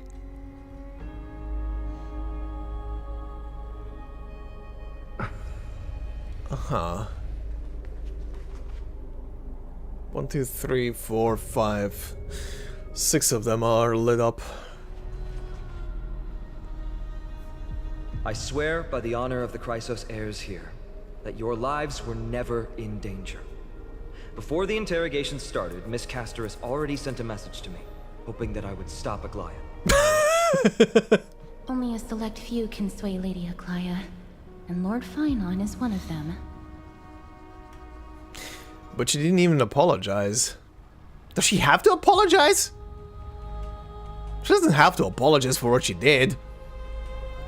We fucked up and she's trying to protect her own world. Doofuses. But she didn't even I want to say Paimon so badly. It's written so similarly. Finon's a big deal, huh? Oh, please stop. Aglaya. She has long sealed her heart in ice for Akima's sake. Maybe this is the price of being a demigod. Standing among mortals, yet still so far from them. Demigod, huh? One more thing to explain. Let's not worry about that for now. You'll soon find out that Amphorius' deepest secrets are all hidden here. Well, first, kindly look upward. What you see right now is the astral zodiac of the Vortex of Genesis. Alright. Divided into 12 parts that record the flame-chased journey of the Chrysos heirs. Alright. The 12 vacant signs symbolize the 12 titans of Amphorius, while each illuminated constellation represents one core flame that mankind has restored to its rightful place. Ah, okay. There are 6 restored core flames. You're already halfway through your journey. The generations before us paid a heavy price for that. The journey of the Chrysos heirs once faced immense hurdles and made no progress for a very long time. It was Aglaya and Tribi who rallied the Chrysos heirs from all over the world once again, leading us to re-embark on this prophesized journey. And they are the only 2 demigods in the Holy City. Shouldn't it be the only 4? So what exactly is a demigod? I know what a demigod is. Shouldn't it be only 4? While Tribi, Trian, and Trinon are 3 individuals, I suppose they're considered one single divine essence. Yes, I gathered that. In the past, the Titans were the pillars of the world. Yet the prophecy's revelation is that these 12 pillars must be shattered and the world's order reconstructed. But here's the problem. After the fall of the old gods, someone must hold up the broken pillars and fill the vacant seats until the coming of the miracle of Genesis. Okay. Otherwise, the entire world will collapse before the prophecy comes true. Aglaya and Tribi have already laid their own gods to rest, making them now both human and divine, as well as the bearers of Amphorius' fate. Ah. Sounds like quite a responsibility. Will you also become a demigod? You mentioned pursuing the Strife Titan. Will you also become a demigod? So that's what you meant by your core flame. Bringing down the Titans, retrieving the core flames, and filling the vacant seats. This is the mission of the Chrysos heirs, and I'm following in the footsteps of those 2.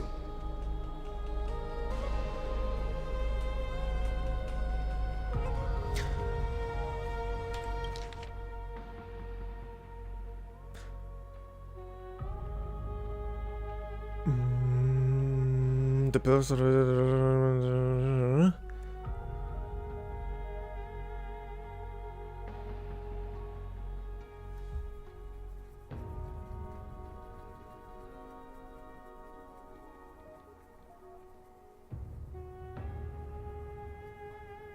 1/6 of the god? Where did you get that map from?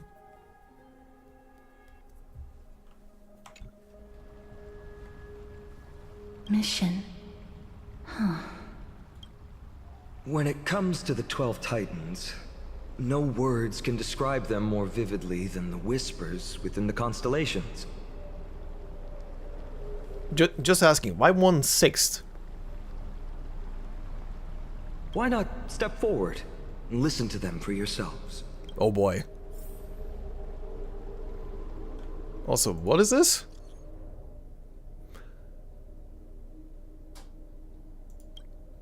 Hi, what is this? If you see this message on the teleslate, then congratulations, you have cleared the initial test for the enigmatic ceremony I named Golden Scapegoat. You might be already used to the various mysterious phenomena you have encountered in Morpheus, just like the test you just completed. That thing appeared during the Era Bellica period. It was seen as an ill omen and caused many uproars in the world, but as time went on, people gradually learned to ignore it. But if you're like me and wish to discover what secrets lay beneath these goat masks, whether there are... Oh, it's a question like for the other puzzles. I like this game. Contact me. When you pass more challenges, you can find out how to contact me through the teleslate. I don't actually want to repeat everything, but this... Oh my god, okay, yeah. Let me... read. I don't actually want to repeat everything, but this cursed teleslate is too limited in function. Well, maybe I just don't know how to use it. I can't manage to make it automatically... I can't manage to make it automatically message me when you finish the challenge. So I set a variable first. Please forgive me, I cannot be... It cannot be 1, but I promise it's not bigger than 5. When you finish your challenges at a few different spots, your teleslate will receive my personal information. This way, you can contact me in reality if you wish. Dear friend, it's a shame that these teleslates aren't as good as a seance. A pity I cannot perform such a thing, as I am not a priest. Such troublesome matters cannot be blamed on me. I hope you can uncover the secret behind the Golden Scapegoat. Okay. It was a quest.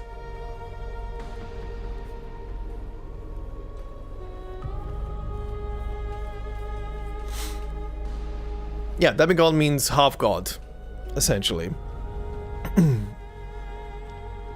Because in usual terms in mythology, it's a child between a human and a god, so half god.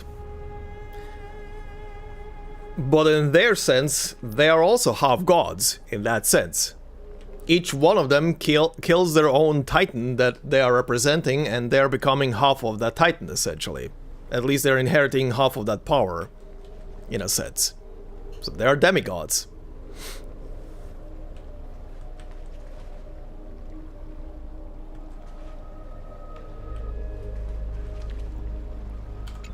Okay, what's this? The day is silent, and darkness has taken the stage. Flames rise higher, and drums fall like rain. Warriors soaked in golden blood, their cloaks tattered. Bronze shields you, and brass echoes my sorrow.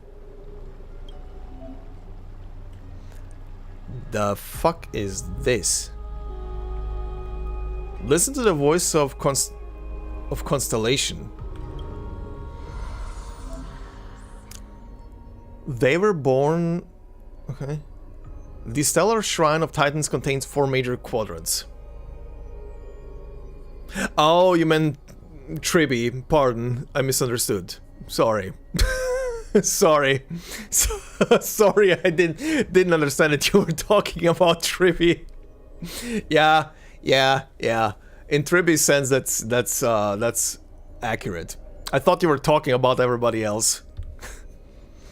3 Titans of Calamity. Click to switch to the next quadrant. Okay.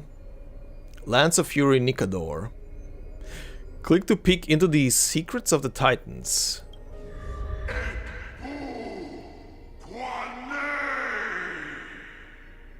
Alright, that's the freaking whispers I've been hearing the entire time through. Alright, retime. Lance of Fury Nikador. Nikador is the titan of strife and competition. According to the mythology of the Crisis heirs, they declared war on the gods and cast the world into endless strife. However, battle also took its toll on the war god, as the divine corpus was corroded by the black tide, and they all fell into endless madness. As their rage and ambition were never quelled, their titankin, Legion, still roams the land, waging war against imaginary enemies. Nikador is a noble warrior that wears pure white sacred armor. Legend has it that the Lance of Fury that they wield can raze even the most powerful and prosperous city to the ground. We were hit by a lance on our landing. The bloodthirsty temperament has also made them a god of blood and sacrifice. Warriors gather under them and yearn to follow Nikador into war and achieve an honorable death. Their disciples built a fortress known as Castrum Kremdos that brings turmoil and fear to the world, much like their god. There was once a time when this war god was also a symbol of protection, using extreme violence to extinguish strife and using war to maintain the balance of Amorpheus.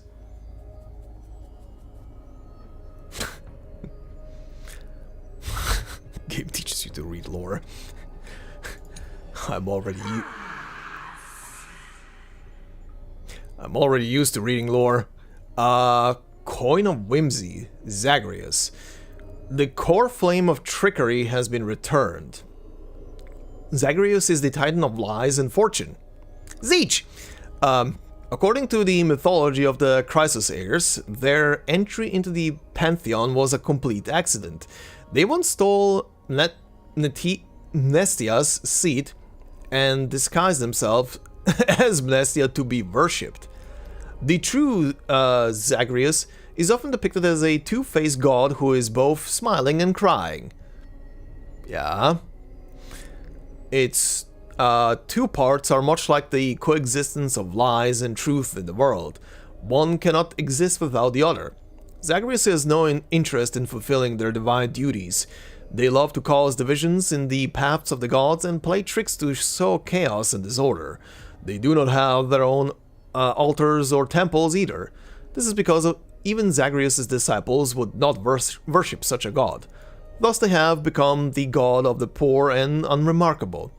Legend states that they often appear in barren desert areas to provide people with unpredictable opportunities and change. Before setting out on a long journey, people would often curse the name of Zagreus to reduce the chance of them encountering thieves or ill fortune. They would also offer up prayers in time of suffering, in the hopes of everything suddenly turning around. This is precisely the reason that they are tolerated. Nothing is perfect, and no truth remains eternal. Change and carelessness can be fatal, but they can also be a savior in a critical moment.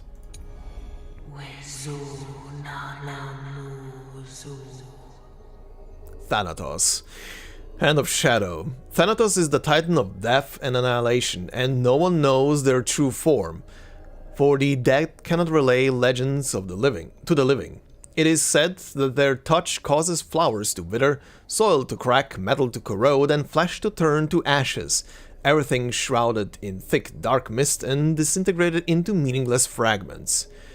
Though the Crisis heirs consider themselves demigods by blood, they cannot escape the inevitable fate of organic life: death. The River of Souls seeks out death and forms a path to the underworld across barren fields. When war claims too many lives and souls have nowhere to rest, the tides of the River of Souls surge onto the land, with Thanatos steering a ship to claim the wealth of the deceased and guide them to the afterlife. They are believed to be second in justice only to Talenton, as they only take the excess from the gods, without robbing the deceased of the assets they need to reach the afterlife. As night falls upon the world, death and darkness become the rulers of Amorpheus. An unknown black tide rises in great waves, swallowing the mortal realm and shattering the bounds between the nether realm and the living world.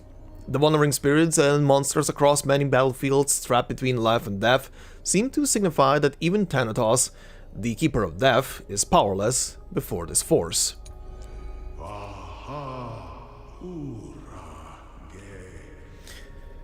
Pillar of Stone, Georios. The Corner Flame has been returned yet. Georios is the Titan of Earth. The skies and the seas were also born of their dormant breath. Chrysos Air mythology believes that every mountain range was once a physical manifestation of Georios. They are the largest, gentlest, and most benevolent titan that protects the mortal world. Legend states that when the black tide descended, their mountain peaks raised and caused huge ravines to open up. They were split into pieces and unable to even ever reawaken.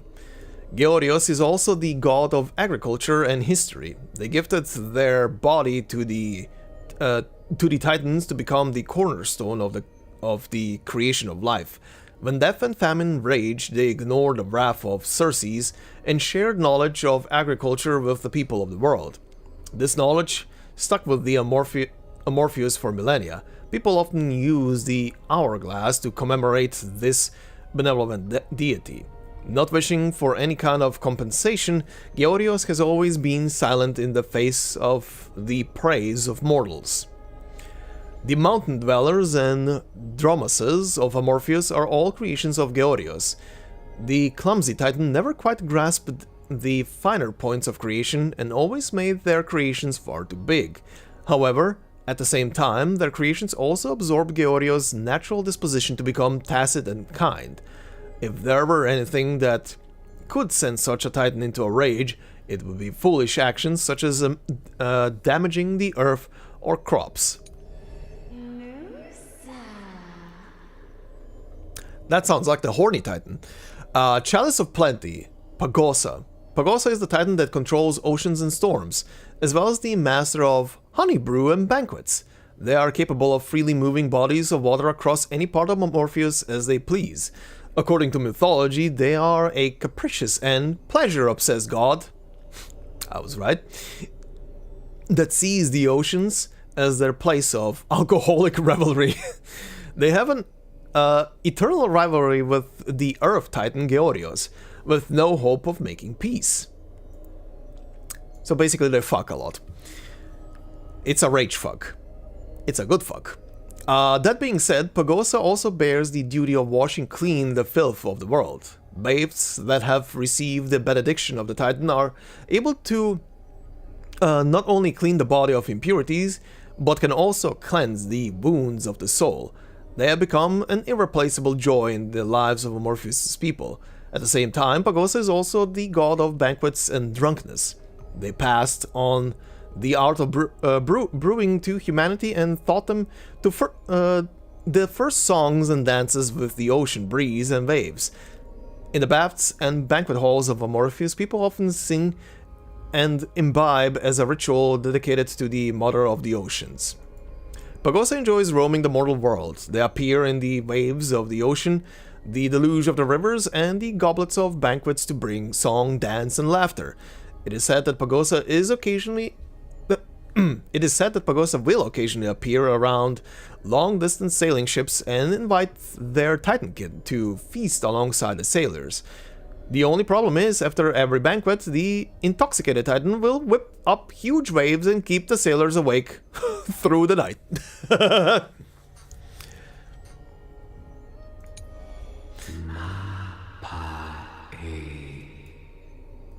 Eye of Twilight, Aquila. Aquila, the Titan of the Sky, celestial bodies, and the cycle of day and night, is the largest of the Titans. They reside above the heavens of Amorpheus, encompassing and watching over the entire world. In most legends, Aquila's pride does not obscure their kindness. They gaze upon humanity, warming the earth and bringing down life-giving rain. However, they can also transform into the most fearsome calamity, harshly punishing any who dare to overcome the sky. In the Tales of Amorpheus, Aquila is depicted as a colossal sky bird with 100 eyes. When their eyes open, light fills the world, and when their eyelids fall, darkness envelops the land.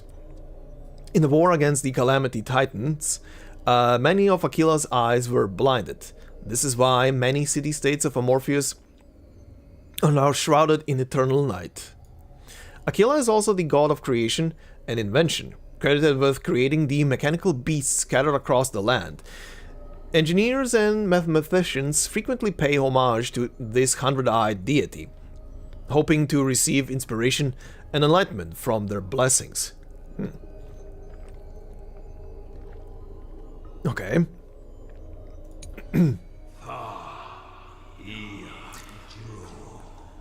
This guy, Throne of Worlds, Capella.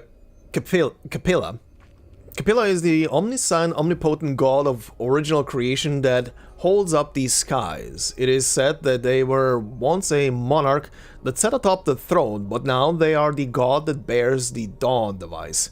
Everyone in Okama is able to see their great form.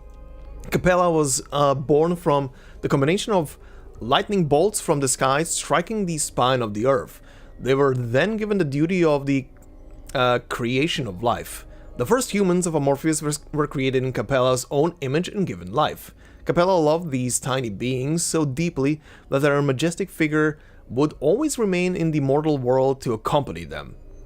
Chrysos heirs believe that Capella is the symbol of deliverers and heroes. They are the father of all heroes and the form that all deliverers will eventually take. It is said that Capella abandoned their throne ruling over all worlds just to become a ray of light for the people of Okama. There is a romantic legend that circulates throughout the holy city. When the world is in crisis, Capella will once again open their eyes and lead the people to victory against the Black Tide to create the heavens and earth once more. Ha! Oh, that sounds like another horny one. What the hell? Yeah, no worries, Mihail. Thank you for joining me and have a good night. Will I play tomorrow? Not tomorrow, but on Tuesday, probably.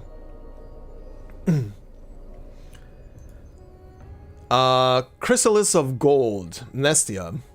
Okay, that flame is back. Nestia is the titan that symbolizes beauty and love. Their appearance is often illustrated as a beautiful and elusive butterfly with golden patterns carved into their wings. They and their titankin pursue beauty in the world, weave it into the golden thread, spin the romances of humankind, and grant everyone in Amorpheus love and affection. Legend states that Menestia fell in love with the reason titan Circes.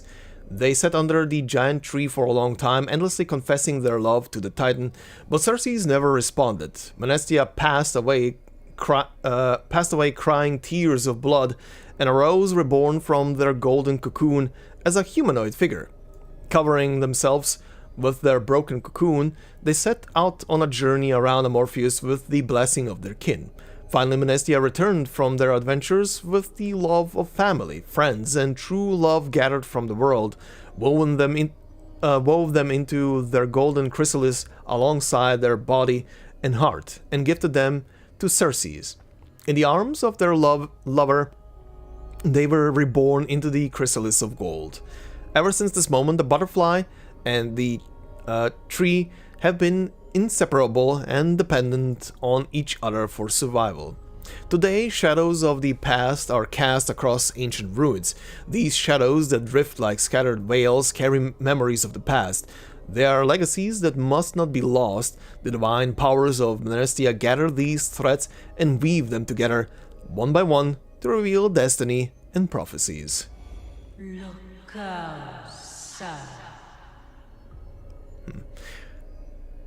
Bow of Rift, Circes. Circes is the master of wisdom, intellect, and vegetation.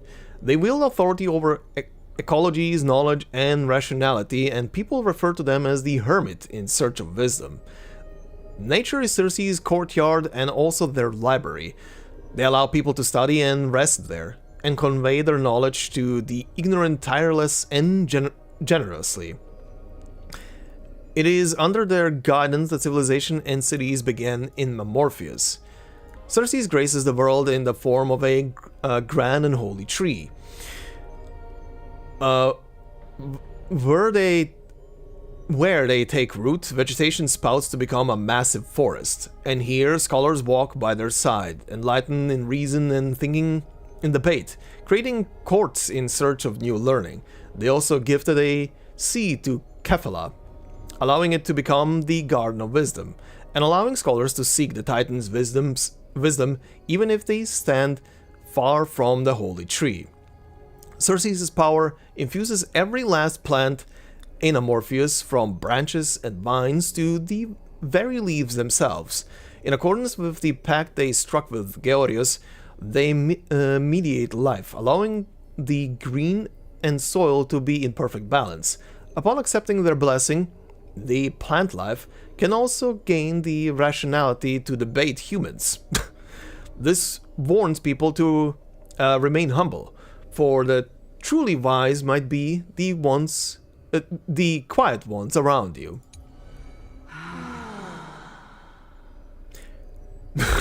What was that sigh? Gate of Infinity, Janus. Okay, so this one is also back. Janus is a titan of passage and roads. They know the existence and ends of all paths. Janus's power can open the doors to all broken mortal worlds, create non-existent paths, and point to unseen directions. Huh. Interesting. Janus is a god most revered by humanity amid the three Fate Titans. Compared to the shapeless Talenton and the silent Oronix, they are more willing to guide humans. They're also the first god that woke from chaos in myth. In myths, they created roads and connected cities. The passages that Janus rules over are not just doors humans traverse through, but also the path that connects destiny. They reveal fate through prophecies and point the way forward for humanity. Janus made countless roads as well as countless choices. They guide humans to the correct path, so mankind will avoid the destiny of confusion. It is also due to the vow between Janus and Thanatos that the souls of the dead can be ferried toward the next life at the end of all things. However, per the laws created by Talenton, blessings come hand in hand with curses. Very few are aware that the god of doors is also the god of isolation and imprisonment. That is a voice. Scale of Justice Talenton. Talenton is the titan of law and justice. They rarely appear in the mortal world in physical form, and there are almost no records of them in legend. People often say that they are the rules of destiny, the law of all things, and the divine retribution for violation of such rules and laws. Talenton is seen as a manifestation of justice. They uphold the taboos and boundaries of Morpheus and lay down logic and laws for all things. They created balance coins to ensure that all transactions are of equivalent exchange. They maintain the balance of the world. Any action that would damage these laws will be subject to retribution, just as a scale that never tilts. All things must be free of excess. If one wishes to obtain they must first lose. If you wish to receive the benediction of this titan, you must pay a cost. Some people even end up being transformed into terrifying monsters. For this reason, the gods often view them as the mediator of strife. When a dispute between titans cannot be resolved, only their judgment is able to satisfy their kin. Talenton has bound Morpheus with strict laws, and themselves with an equally strict vow to never allow for favoritism or injustice. They and their disciples act according to this vow, sentencing those who break their vows or violate boundaries to punishment, even if the subject of this judgment is another titan.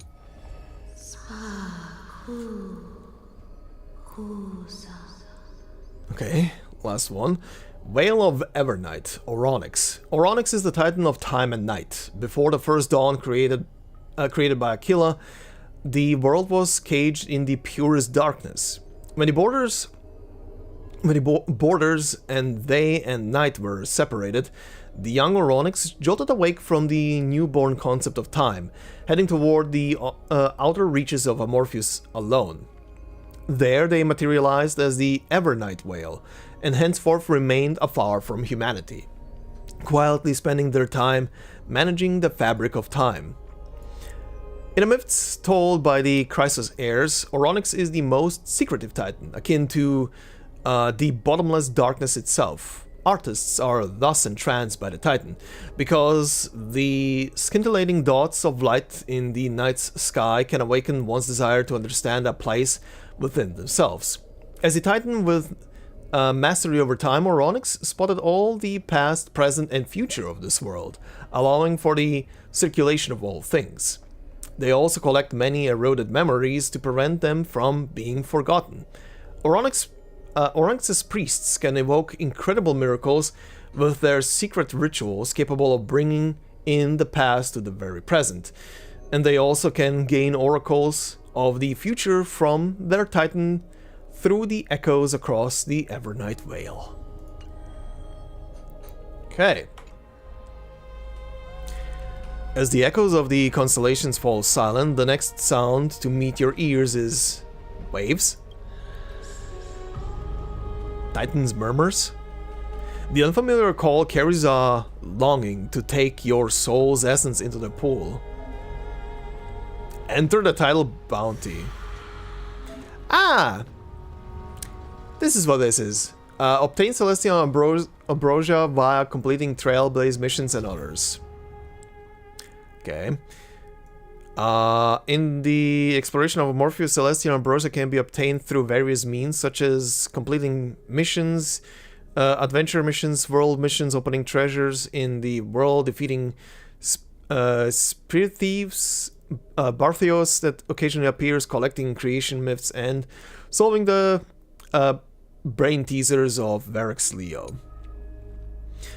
Dissolve the Ambrosia. Yeah, okay.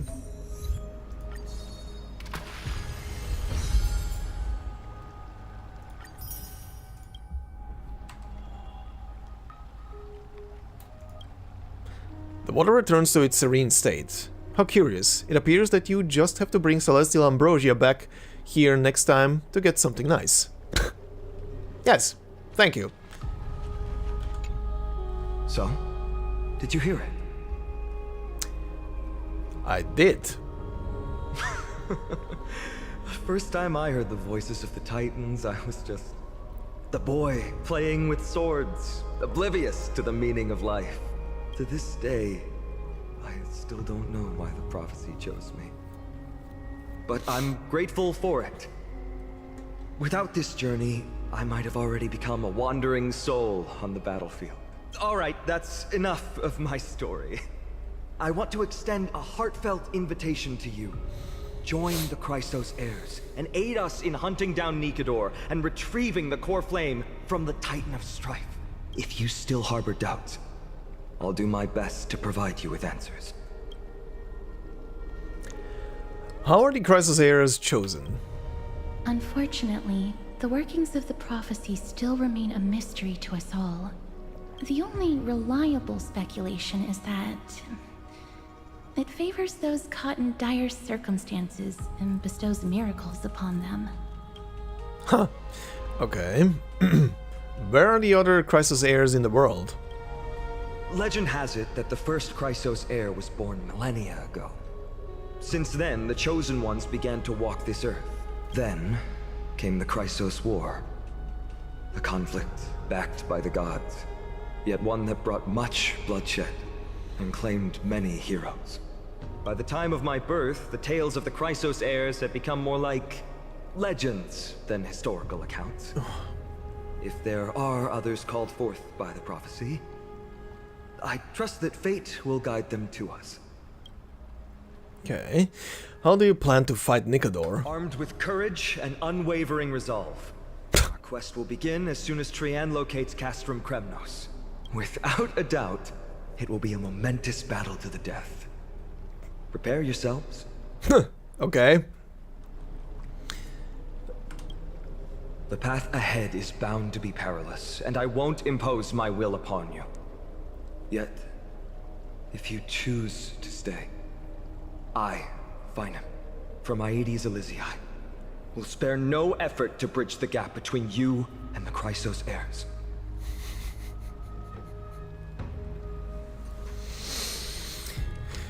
From Aedes Elysiae, huh? Elysium?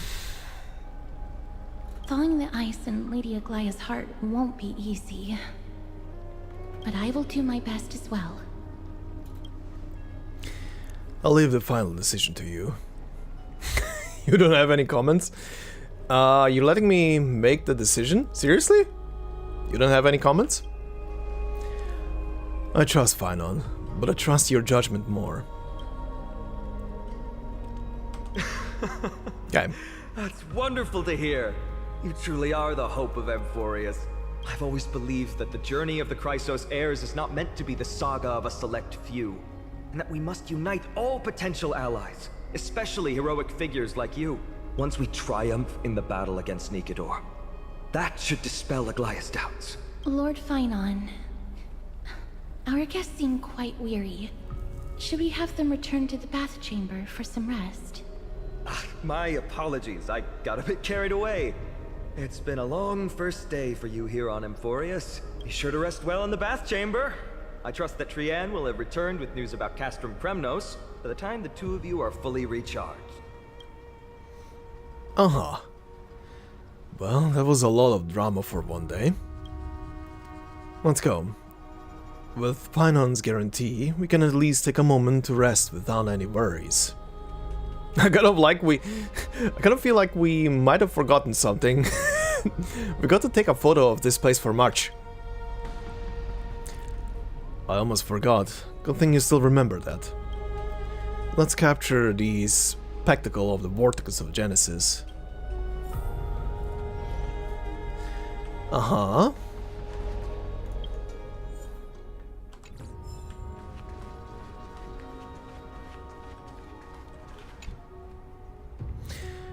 The totems of the 12 titans stand like 12 pairs of watchful, imperious eyes, overseeing the world they forged, nurtured, and ultimately brought to ruin. When the 12 constellations align and shine, the miracle that the Chrysos heirs speak of will illuminate, or so their prophecies claim.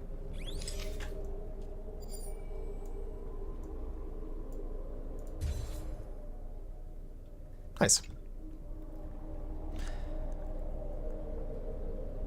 Time to head out. Yup.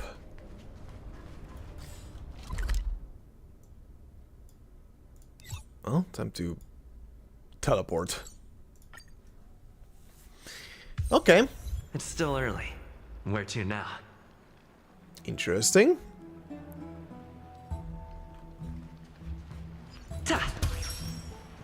I'd love to go in and take a look.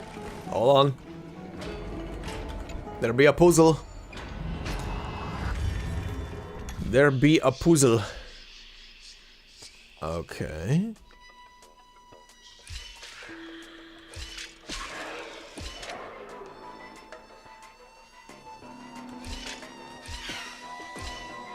That works.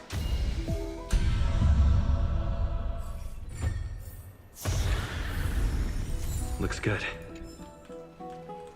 Thanks for that, buddy. You're not sure why such a device has been placed in the bath. Is it some kind of indoor oven or a fireplace? You decide to ignite it. Upon pressing a certain switch, a golden sphere arises, bringing warmth. You hear hurried footsteps rushing from afar, rapidly closing in on your location. Rapidly closing? Oh god, no. Not that. Not rapidly closing. On your location. Could you have triggered something with his mechanism? Something to hold you accountable? A fright begins to rise beneath your consciousness. Oh, so you're the young fellow who caused this to happen. I was just saying, who goes above When a holy candle comes ablaze, even the water in the pool turns sweeter as nectar. And you all are? We're hosting a banquet next door. We're about to raise our glasses in celebration, but the drink's flavor suddenly went bad. The smell here is the same as before, so I followed it over. You old dog. Right, we had an old friend once. He was a faithful follower of Pagosa. With the holy candle being constantly lit back then, he gained the Titan's blessing several times and brought us all kinds of beverages suited for carousel. Carousel? Whatever.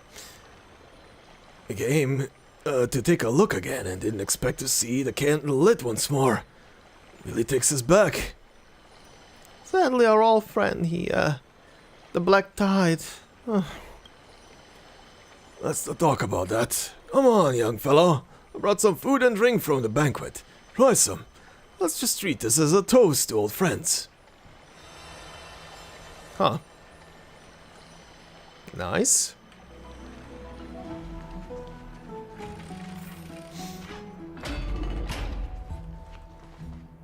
Alright, time to snooze. So much has happened today. What? Do I have something on my face? Today you... That is a bold lie. Today you talked. Shut up. More than you did in the entire 3 worlds before this. Well, since the talkative one isn't around, someone else has to take her place. But it's been a long day for me too. Let's get through the review quickly. By estimation, it took us about 20 system hours to figure out the current conditions on the Morpheus and build connections with the locals. A pretty good start. But I feel that there's more to everything that meets the eye. Even the Crisis heirs themselves aren't as unified as we imagined. Is it too late to bail out now? We're still looking at things through a clouded lens. I wasn't expecting Aglaya to be that ruthless. We're still looking at things through a clouded lens. Aglaya's verbal attack on us was also quite sudden. There might be a reason behind it. With all these doubts in our minds, we can only just do our best. There is no right answer to the Trailblaze after all. All we can do is dive into this world and take things one step at a time. Plenty of questions are still up in the air, but my brain is too tired to handle them. Finon's right. Let's call it a day and save them for tomorrow. Time to sleep. Cutscene. In the meantime... Meanwhile, in cutscenes... Aggie, this campaign is going to turn out fine, right? Do not harbor doubt, teacher. As the interpreter of the prophecy for the Chrysos heirs, any uncertainty in your words may undermine people's resolve. All right. But it's just you and us here. By the way, Aggie, I was actually wondering, when you were in the vortex earlier with them, were you actually going to... Certainly not. Okay. Phew, that's good to know. Why even bother to ask? If you were truly convinced of my intent to harm them, you would have intervened. You sure don't miss a thing. We are just curious. What is really going through your head, Aggie? Okay, so basically she bluffed. Initially, my plan was to use the threat of banishment to test their resolve and perseverance. But I noticed a sense of unease in Castris. She trusted in them, and even reached out to Finan in secret, believing I was unaware. Therefore, I took advantage of the situation and changed the threat from banishment to execution to see if the two could remain firm under the most extreme pressure.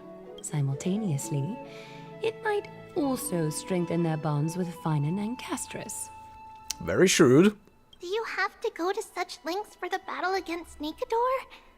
That's going to make it a lot tougher for you to gain their trust. That's not important. You and I will eventually step off the stage and leave Anthorius' fate in the hands of others. That's the future you foresee, isn't it? Yeah. The prophecy of deliverance is nothing if not ambiguous. It urges us to defy the gods, yet refrains from providing a clear glimpse of what lies ahead. Right now, it is people's faith in the prophecy that unites them around the Chrysos heirs. Should a time come when their faith is shaken, all will crumble. Hence, we must be prepared. When our task is to craft the armor for the Deliverer, what harm is there if you and I don humble attire? Eggy, have you noticed... You keep saying you don't believe in humanity's altruism, but your actions are a counterexample. Perhaps it's because my humanity is distancing itself from me. Another never-ending dawn. How bright is the day, and how long is the night. The golden thread hangs unusually silent today, as if the heavens, earth, and ocean are all holding their breath. Could they be mourning the impending downfall of a titan? Unwinding in a bath sounds appealing now. Would you care to join me? Let's go, Eggy. When have we ever been able to say no in all these hundreds of years? Hmm? What was that sound? Oh, is the little pink thing?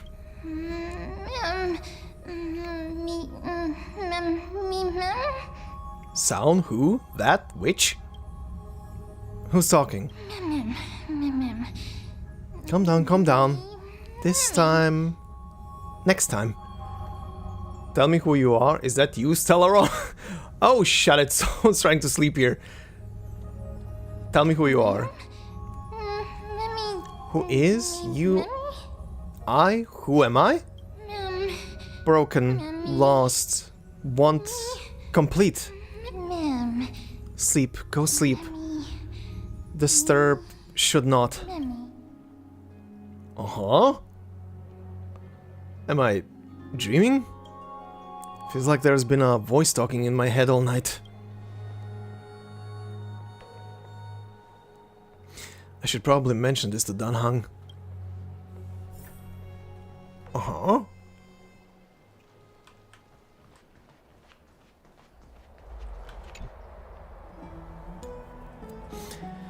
You're finally awake? About time. I slept in pretty late. It's so bright outside. Have you been up for a while? Yeah, I wake up easily when it's too bright outside. The sky has been like this since we arrived at the Holy City. Did you sleep well? There was this voice in my dream. A voice? The voice of the Stellaron again, or... It sounded like an animal, but somehow I could understand it. I couldn't really make it out. It was like it was speaking in riddles. It was pretty cute, unlike the Stellaron. Sound like an animal. That sounds a bit contradictory. Keep a note of whatever you can remember. The strange dream might be connected to the rules of this world. While you were asleep, I did some thinking.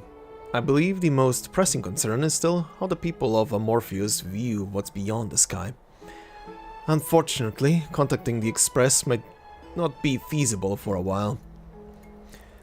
If we try to fly out of Amorpheus, will we also incur the wrath of the gods? Yes. In the worst case, the entrance to Amorpheus is a one-way door, letting people in but not out. There's a new message. Huh? Who? Oh. Did you both get a good rest? Fully recharged. The rest was great. Oh, it's you. Fully recharged. I'm ready to tackle something big. Nice, you're all fired up. The room conditions are great, and it's comfortable to rest here. Is there something you want to discuss with us? I've got some good news. The teacher Trian has located Teacher Traian has located Castrum Kremnos. Hurry up to the Chrysos Heir's bath in the Memorial Palace and let's get ready to take on Nikador. Ah, you can rest for a bit longer. No rush. Take it easy.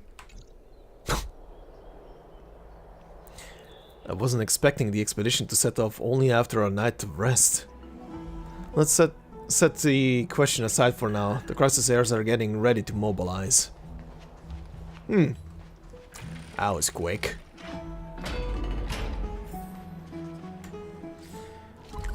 Well, that was indeed quick.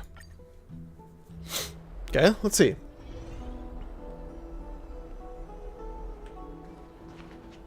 Isn't there...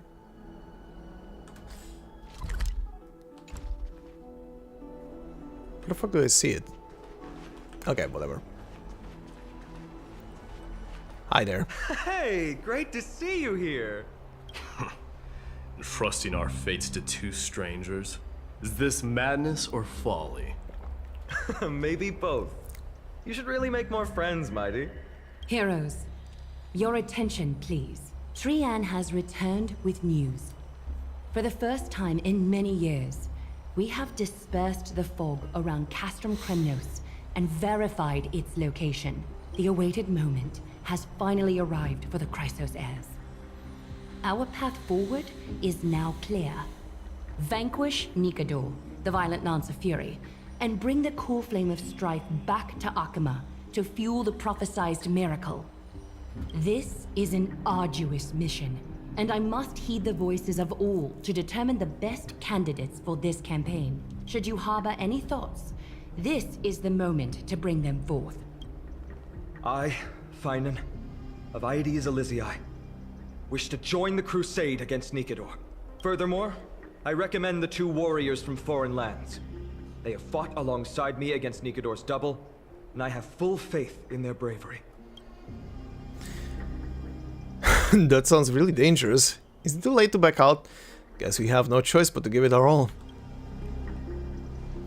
Are you still not used to it? This is the destiny of a trailblazer. I, Mighty from Castrum Kremnos, volunteer to join. Nikador has become corrupted over the years. His pride waning, but his might endures. Victory only lies in assembling a full-fledged army. I'm willing to join as well, to help guide departing souls and ease everyone's burdens. I concur with your opinion. Though his divinity has faded, Nikador remains a formidable adversary. Yet, I cannot jeopardize all of your lives in one single battle. As we speak, the Hand of Shadow remains missing. The Eye of Twilight is still coveting our land, and Circes and Orynyx present significant threats, despite their lack of overt hostility toward humanity. Even with two demigods protecting the Holy City, the risk is too great. Hence, Castris, you must remain here. Your place is not on the front lines, and the battlefield is best left to the warriors. I understand. As for the two foreign warriors, select one to accompany you, Finan. Placing both esteemed guests on the front line would not be proper. He excels in wielding a range of weapons, and his flaming lances quelled the enemy's advances multiple times. Mighty and I are both better at offense, so from a tactical standpoint, would you be willing to fight alongside us? Sure, let's do this. I might not be tanky enough, though. What do you mean you might not be tanky enough? Dude, do you know how tanky I made you in your tank form? You're the tank amongst tanks. You can take a boulder to the face and you're gonna shrug it off like it's a pebble. We could try letting down a hung tank. Sure. If you have no objections. Aglaya, the three of us will take on the mission to hunt down the Titan. Mydemos, Castrum Kremnos was your home. Your people were once Nikador's followers. Yet, you've chosen to turn to Arkima and dedicate yourself to the prophecy. Do you swear, upon Kefali's body, to make this mission of the Chrysos Heirs your foremost duty? When Nikador succumbed to madness, they stopped being a god to my people. I will use my wrath as a human to strip that god of their authority. As for the core flame, and that soon-to-be vacant divine throne, if that is the object you desire, you can have it. I have no interest in becoming a replacement god. How generous! I'm not the type to accept charity, so I'll definitely be the one who deals the final blow through Nigador's heart. The party that will embark on the expedition to Castrum Kremnos is decided. Finan from Ides Elysiae, Mighty from Castrum Kremnos, and the distinguished guest from the Outlands. I, Aglaia from Arkima, Chrysos heir and the demigod who bears Nestia's divine authority, hereby bless your journey ahead. Trian will open the gate that will lead you to Castrum Kremnos. May the golden thread guide you on your journey and bring you safely home. Okay. That, I think, is gonna be best left for next time, because whatever's gonna happen, it's gonna trigger a probably long sequence after this. At least that's what it feels like. Also, why am I seeing a puzzle piece here? Huh? How are you feeling, buddy? I plan to stay here for a while and learn more about Amorpheus from Lady Tribby. You'll handle the action, and I'll deal with the research. We each have a role to play. Shall we have a goodbye hug? Dunhung refuses your proposal with silence. You bitch, I'm gonna drown you. Accept the hug, you asshole. Ooh, chest. Okay, but yeah. I think this is where we're gonna stop them for today. And continue this on more than likely Tuesday. I need to set up the schedule for the week, but I think Tuesday is the most likely day to continue it. And then we'll see how this goes on. But yeah, anyway. Thanks for joining me on the journey. And yeah, we'll continue this on Tuesday and see how this keeps on going. Oh. But yeah. So far, it's okay. So far, it's okay. Nothing too crazy has transpired yet. It's still in the exposure to the world phase before anything else. But yeah, anyway, thanks, and we shall continue this next week on Tuesday. Until then, have a good night. Bye-bye.